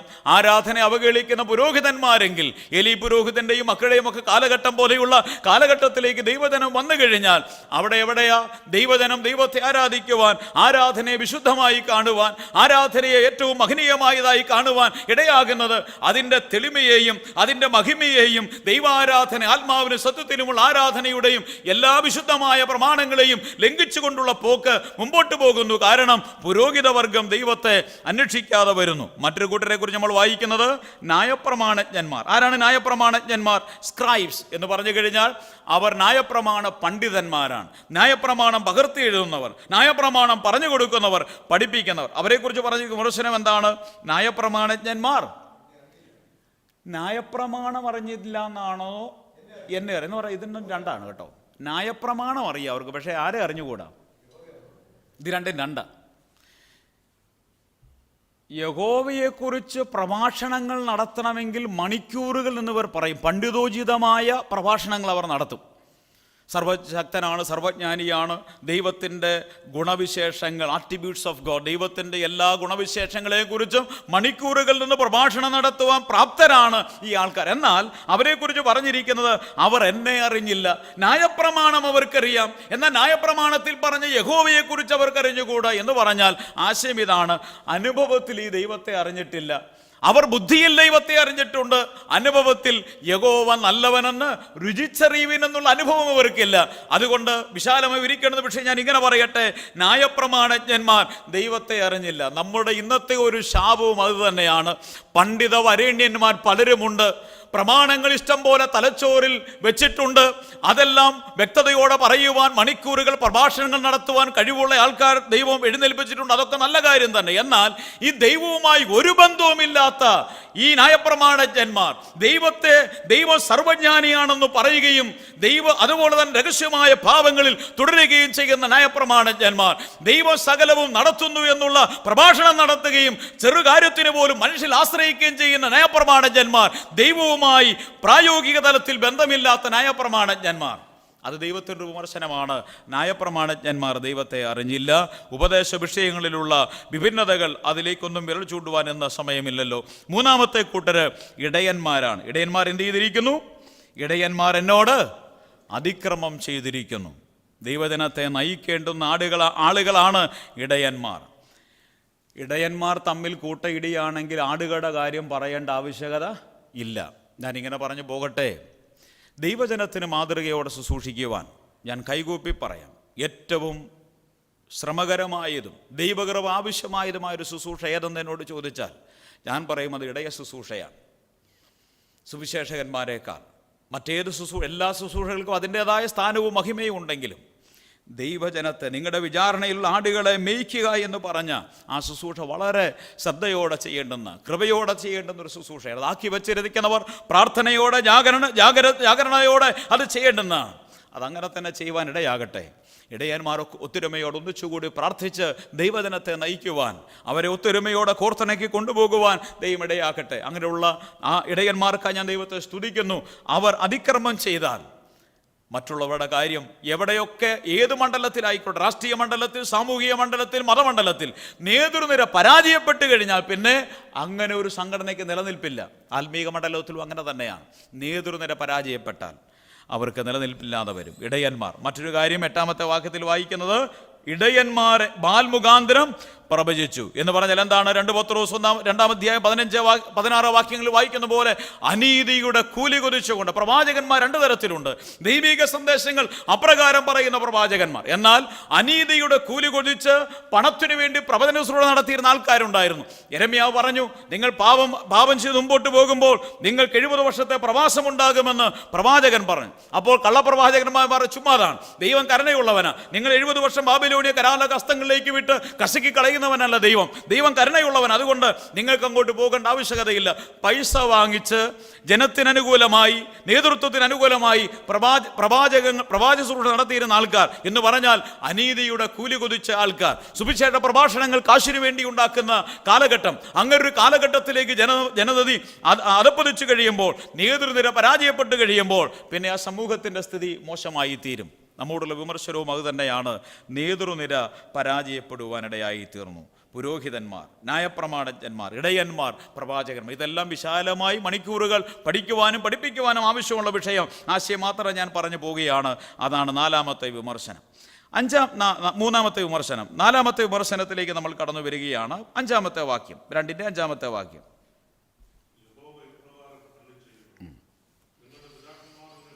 നിങ്ങളുടെ പിതാക്കന്മാർ എന്നെ വിട്ടകന്ന വിദ്യാമൂർത്തികളോട് ചേർന്നു. ആശയം, അവർ വിഗ്രഹാരാധികളായി തീർന്നു. വിഗ്രഹാരാധന പാടില്ല, കൽപ്പനകളിൽ തന്നെ പറഞ്ഞിട്ടുള്ളതാണ്. വിഗ്രഹാരാധന പാടില്ല. ഇവർ വിഗ്രഹാരാധികളായി ആക്ഷരികമായി ഇസ്രായേൽ ചരിത്രത്തിൽ അന്യദൈവങ്ങളെ ആരാധിക്കുന്ന സ്ഥിതിയിലേക്ക് വന്നു. ഏതൊക്കെയാലും ദൈവജനം പറയും, സ്തോത്രം, ഞങ്ങളുടെ അവിടെ ഒരു ഈശോയും ഇല്ല, ഒരു പുണ്യവാളനും ഇല്ല, എല്ലാം വിട്ടേച്ച് വന്നവരാണ് നമ്മൾ. അതുകൊണ്ട് നമ്മുടെ ജീവിതത്തിലും വീട്ടിലെങ്ങും ഒരു പടം പോലും ആരുടെ ഇല്ല. അതുകൊണ്ട് നമ്മൾ ആരല്ല? വിഗ്രഹാരാധികളല്ല. എന്നാൽ പുതിയ നിയമത്തിൻ്റെ ഭാഷയിൽ ദൈവത്തിൻ്റെ സ്ഥാനത്ത് എന്തു വന്നാൽ അതെന്താണ്? വിഗ്രഹം. ദൈവത്തിൻ്റെ സ്ഥാനത്ത് ഭാര്യ വന്നാൽ, മക്കൾ വന്നാൽ, ബിസിനസ് വന്നാൽ, ജോലി വന്നാൽ, ആടുമാടുകൾ വന്നാൽ, എന്തു വന്നാലും അത് വിഗ്രഹമാണ്. അങ്ങനെയാണെങ്കിൽ നമ്മളെപ്പോലെ വിഗ്രഹാരാധികൾ വേറെ ഇല്ലെന്ന് തോന്നിപ്പോ. അതിശയോക്തിയല്ല. നമ്മൾ ഈ ദൈവത്തെ മാനിക്കാതെയും ആരാധനയ്ക്ക് വരാതെയും പ്രാർത്ഥനയ്ക്ക് വരാതെയും യോഗങ്ങളിൽ വരാതെയും മറ്റു കാര്യങ്ങളെല്ലാത്തിനും നമുക്ക് സമയമുണ്ടല്ലോ. ഇതിന് മാത്രം ഇല്ലാത്തതിൻ്റെ കാരണമാണ് നമുക്ക് വിഗ്രഹങ്ങളാണ്. ഇഷ്ടംപോലെ വിഗ്രഹാരാധികൾ നമുക്കുണ്ട്. പ്രിയപ്പെട്ടവരെ, ദൈവത്തിൻ്റെ സ്ഥാനത്ത് എന്തുണ്ടെങ്കിലും അത് വിഗ്രഹമാണ് തിരിച്ചറിയുവാനിടയാകട്ടെ. മറ്റൊരു വസ്തുവിടെ ഞാൻ ചേർത്ത് പറയാം. ദൈവത്തിൻ്റെ സ്ഥാനത്ത് എന്തു വന്നാലും അനുഗ്രഹങ്ങൾ പ്രാപിച്ചതിന് ശേഷം ദാതാവിനെ മറന്ന് ദാനത്തെ അതിലധികമായി സ്നേഹിച്ചാൽ ദാനത്തെ എടുത്തു കളയുവാനും ദൈവത്തിലധികം സമയം വേണ്ട. ദൈവജനമായ യഹൂദ ഒത്തിരി കാര്യങ്ങൾ കൂട്ടിവെച്ചു. അവർ വിഗ്രഹാരാധന പിന്നാലെ പോയി. പക്ഷേ ആ വിഗ്രഹങ്ങളെല്ലാം തച്ചുടയ്ക്കുവാൻ ബാബിലോണിൽ വന്നപ്പോൾ അവരെ എടുത്തുകൊണ്ടു പോകുവാനിടയായി. പ്രിയപ്പെട്ടവരെ, ദാതാവിനേക്കാളധികം ദാനത്തെ സ്നേഹിച്ചാൽ ദാനത്തെ എടുത്തു കളയുവാൻ ദാതാവിനധികം സമയം വേണ്ട എന്നുള്ള തിരിച്ചറിവ് നമുക്കുണ്ടാകുവാൻ, വിഗ്രഹാരാധന ഉണ്ടെങ്കിൽ അത് തച്ചുടയ്ക്കുവാൻ ദൈവമിടയാക്കട്ടെ. അത്രയും പറയുവാനേ എനിക്ക് നിർവാഹമുള്ളല്ലോ. അവർ വിഗ്രഹാരാധനകളായി തീർന്നു. 13-ാമത്തെ വാക്യത്തിൽ അവരെ കുറിച്ച് പറയുന്ന മറ്റൊരു വിമർശനമുണ്ട്. എന്താണ്? എൻ്റെ ജനം 2 ദോഷം ചെയ്തിരിക്കുന്നു. എന്താണ്?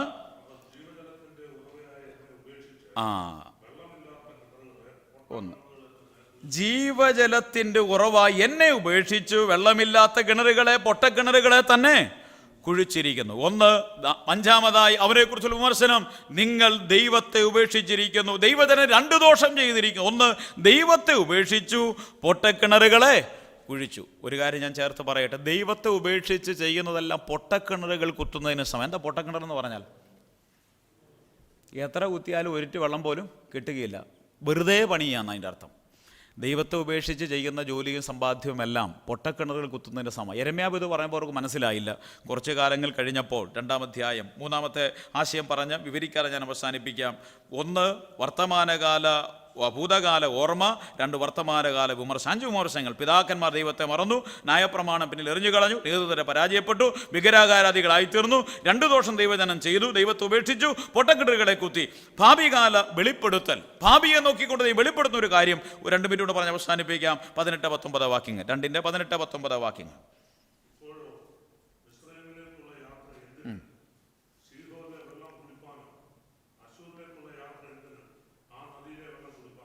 നിന്റെ ദുഷ്ടത തന്നെ നിനക്ക് ശിക്ഷയും നിന്റെ വിശ്വാസത്യാഗങ്ങൾ നിനക്ക് ദണ്ഡനവുമാകും. അതുകൊണ്ട് നീ നിന്റെ ദൈവമായ യഹോവയെ ഉപേക്ഷിച്ചതും എൻ്റെ ഭയം നിനക്ക് ഇല്ലാതിരിക്കുന്നതും എത്ര ദോഷവും കയ്പുമായുള്ളത് എന്ന് അറിഞ്ഞ് കണ്ടുകൊള്ളുക എന്ന് സൈന്യങ്ങളുടെ യഹോവയായ കർത്താവിൻ്റെ അരുളപ്പാട്. ഭാവികാല വെളിപ്പെടുത്തൽ, ഭൂതകാല ഓർമ്മ, വർത്തമാനകാല വിമർശനം. ഈ വിമർശനങ്ങളിലൂടെ കടന്നു പോകുന്ന ദൈവജനം മാനസാന്തരപ്പെട്ട് മടങ്ങി വന്നില്ല എങ്കിൽ ദൈവം ഭാവികാലത്തൊരു വെളിപ്പെടുത്തൽ നടത്തുകയാണ്. ഒരു ന്യായവിധി വരുവാൻ പോവുകയാണ്. നിന്റെ ദുഷ്ടത തന്നെ, നിന്റെ വിശ്വാസത്യാഗങ്ങൾ നിനക്ക് ദണ്ഡനമാകുവാൻ പോവുകയാണ്. നിന്റെ ദുഷ്ടത നിനക്ക് ശിക്ഷയായി തീരുവാൻ പോവുകയാണ്. ഭാവികാല വെളിപ്പെടുത്തൽ ദൈവം നൽകിയ. Looking and future god reveals. ഭൂതകാലത്ത് ഭാവികാലത്ത് നോക്കിക്കൊണ്ട് ദൈവം ഒരു കാര്യം വെളിപ്പെടുത്തുകയാണ്. എന്താണ് വെളിപ്പെടുത്തുന്നത്? ഒരു ന്യായവിധിയുണ്ട്. പ്രിയപ്പെട്ടവരെ, ഇത് യെരമ്യാവ് പറഞ്ഞു തുടങ്ങിയാണ്. ബാബിലോണിയ പ്രവാസത്തിലേക്ക് അവർ പോകുവാൻ പോവുകയാണ്. ഞാൻ പറഞ്ഞു, യെരമ്യാവ് പ്രവചിച്ചു തുടങ്ങുമ്പോൾ അസീറിയരാണ് അധികാരത്തിൻ്റെ സീമയിലുള്ളത്, ബാബിലോൺ അധികാരത്തിലേക്ക് വന്നിട്ടില്ല. അദ്ദേഹം പറഞ്ഞപ്പോൾ അവർക്കത് അത്രത്തോളം ഉൾക്കൊള്ളുവാൻ സാധിച്ചില്ല. ബാബിലോണിനെ ദൈവം സജ്ജമാക്കിക്കൊണ്ടിരിക്കുകയാണ്. നെബൂഖദ്നേസർ തൻ്റെ വാളിൻ്റെ മൂർച്ച കൂട്ടിക്കൊണ്ടിരിക്കുകയാണ്. ഇതൊന്നും ഉൾക്കൊള്ളുവാനുള്ള ഉൾക്കാഴ്ചയോ ബോധവും അവർക്കില്ലാതെ പോയി. ദൈവജനം ദൈവത്തെ മറന്ന് പാപത്തിൻ്റെ പാതയിലൂടെ ചലിക്കുവാനിടയായി.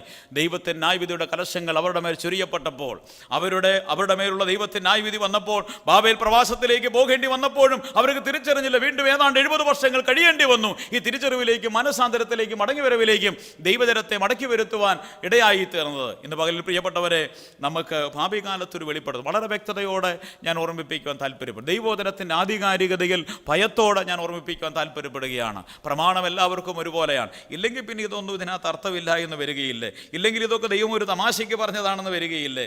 ഇല്ലെങ്കിൽ പിന്നെ ദൈവം പാപം ചെയ്ത ദൈവജനമായ യഹൂദയും ഇസ്രായേലിനെയും ഒക്കെ ന്യായം വിധിച്ചത് വെറുതെയായി, ഇല്ലെങ്കിൽ അത് ഒരു അധർമ്മമായി മാറുകയില്ലേ? ഒരു ന്യായമില്ലാത്ത കാര്യമായി മാറുകയില്ലേ? ദൈവം തൻ്റെ ജനത്തോട് ഇടപെടുക തന്നെ ചെയ്യും, സംശയമില്ലാത്ത കാര്യമാണ്. എന്നാൽ ദൈവം നമ്മളോട് ഇതുവരെയും ഇടപെട്ടില്ല എങ്കിൽ അവൻ്റെ കരുണ വലുത് എന്ന് തിരിച്ചറിഞ്ഞ് മാനസാന്തരത്തിലേക്ക് മടങ്ങിവരവിലേക്ക് വരുവാനിടയാകട്ടെ. ദൈവം നമ്മളെയൊക്കെ നന്മയിലേക്ക് കൊണ്ടുവരുവാനായിട്ടാണ്, നന്മ അനുഭവിച്ച് നന്മയോടെ ജീവിക്കുവാൻ വേണ്ടിയാണ് അനുഗ്രഹീതമായ പദവിയിലേക്ക്, സ്ഥലത്തേക്ക് നമ്മളെ കൂട്ടിക്കൊണ്ടുവന്നത്. എന്നാൽ അവിടെ എത്തിയ ശേഷം നിങ്ങൾ എൻ്റെ നാമത്തെ അശുദ്ധമാക്കി കളഞ്ഞു, ദേശത്തെ അശുദ്ധമാക്കി കളഞ്ഞു എന്ന് പറയത്തക്ക രീതിയിൽ അധർമ്മവും അകൃത്യം ചെയ്തിട്ടുണ്ടെങ്കിൽ മനസാന്തരപ്പെടുക, മടങ്ങി വരിക. ഇല്ല എങ്കിൽ ഒരു ന്യായവിധി നമുക്കുണ്ട്. ദൈവം തൻ്റെ ജനത്തെ ശിക്ഷിക്കുവാനിടയാകും. ഇപ്പോൾ ക്രിസ്തുവേശുള്ളവർക്ക് ഒരു ശിക്ഷാവിധിയില്ല, ന്യായവിധി, നിത്യമായ നരകം നമുക്കില്ല. പാപത്തിന് പരിണിത ഫലമുണ്ട്. There is consequence for our sin. നമ്മുടെ പാപത്തിന് പരിണിത ഫലങ്ങളുണ്ട്. ജഡത്തിൽ വിതയ്ക്കുന്ന ജഡത്തിൽ കൊയ്യും, ആത്മാവിൽ വിതയ്ക്കുന്നത് ആത്മാവിൽ കൊയ്യും. ഇവിടെ ആയിരിക്കുമ്പോൾ തന്നെ നമ്മളത് കൊയ്യേണ്ടതായി വരും. ആ കൊയ്ത്തുന്നും പലരും നൂറുമേനി കൊയ്തുകൊണ്ടിരിക്കുമ്പോൾ മനസാന്തരപ്പെടാം, മടങ്ങി വരാം. നമ്മുടെ അകൃത്യങ്ങളൊന്ന് ഏറ്റുപറഞ്ഞാൽ, ദൈവത്തോട് നമ്മുടെ തെറ്റുകളൊന്ന് സമ്മതിച്ചാൽ, മനസാന്തരപ്പെടാൻ മടങ്ങി വന്നാൽ ദൈവം നമ്മോട് കരുണ കാണിക്കുവാനിടയാകും. ദൈവം കരുണയുള്ളവനാണ്. നാളെ ദൈവം അനുവദിച്ചാൽ ചേർത്ത് പറയാം, ആ കാരുണ്യവാനായ കർത്താവിൻ്റെ കരങ്ങളിൽ വീഴാം. ദൈവത്തെ കൂടാതെയുള്ള പോക്കും ജീവിതവും പൊട്ടക്കിണറുകൾ കുത്തുന്നതിന് സമം എന്ന് തിരിച്ചറിഞ്ഞ് നമുക്ക് മാനസാന്തരപ്പെട്ട് മടങ്ങി വരാം. എൻ്റെ വാക്കുകൾ ഞാൻ വിരാമം കുറിക്കട്ടെ. ഭൂതകാലത്തെ നോക്കിക്കൊണ്ട് ദൈവം ഓർക്കുന്നു അവരുടെ ഭക്തിയുള്ള ജീവിതം, ദൈവത്തോടുള്ള സ്നേഹം. വർത്തമാനകാലത്തിലെ വിമർശനങ്ങൾ, ആ വിമർശനങ്ങൾ എൻ്റെ വ്യക്തിപരമായ ജീവിതത്തിൽ, കുടുംബജീവിതത്തിൽ, സഭാജീവിതത്തിൽ എങ്ങനെ ഇരിക്കുമെന്ന് തോന്നാം. നോക്കി നമുക്ക് മാനസാന്തരപ്പെടാം. അല്ല, ഈ വിമർശനങ്ങളൊക്കെ കേട്ടിട്ടും ഒരു തിരുത്തൽ നമ്മൾ തയ്യാറാകുന്നില്ല എങ്കിൽ ദൈവം ഇടപെടും. ദൈവം ഭാവി കാലത്ത് നോക്കി വെളിപ്പെടുത്തി യഹൂദയെ ബാബിലോണിയ പ്രവാസത്തിലേക്കും വടക്കേ രാജ്യമായ ഇസ്രായേലിന് അസീർ അടിമത്തത്തിലേക്കും ഒക്കെ വിട്ടവനായി ദൈവം ഇന്ന് ജീവിക്കുന്നു എന്നുള്ള വസ്തുത തിരിച്ചറിഞ്ഞുകൊണ്ട് അവിടുത്തെ ദീർഘക്ഷമയെ ഒരു ലാക്കായി കാണാതെ മാനസാന്തരത്തിലേക്ക് മടങ്ങിയവരെല്ലാം തിരിച്ചു വരുവാൻ, ഈ നല്ലവനായ ദൈവത്തെ രുചിച്ചറിഞ്ഞ ദിവസങ്ങളിൽ വിശ്വസ്തയോടെ ജീവിക്കുവാൻ ഈ ആലോചന എനിക്ക് നിങ്ങൾക്കും ഇടയാകട്ടെ എന്ന് ആഗ്രഹിച്ച് പ്രാർത്ഥിച്ച് എൻ്റെ വാക്കുകൾക്ക് വിരാമം കുറിക്കുന്നു. അവിടുത്തെ നാമം മഹത്വപ്പെടുമാറാകട്ടെ.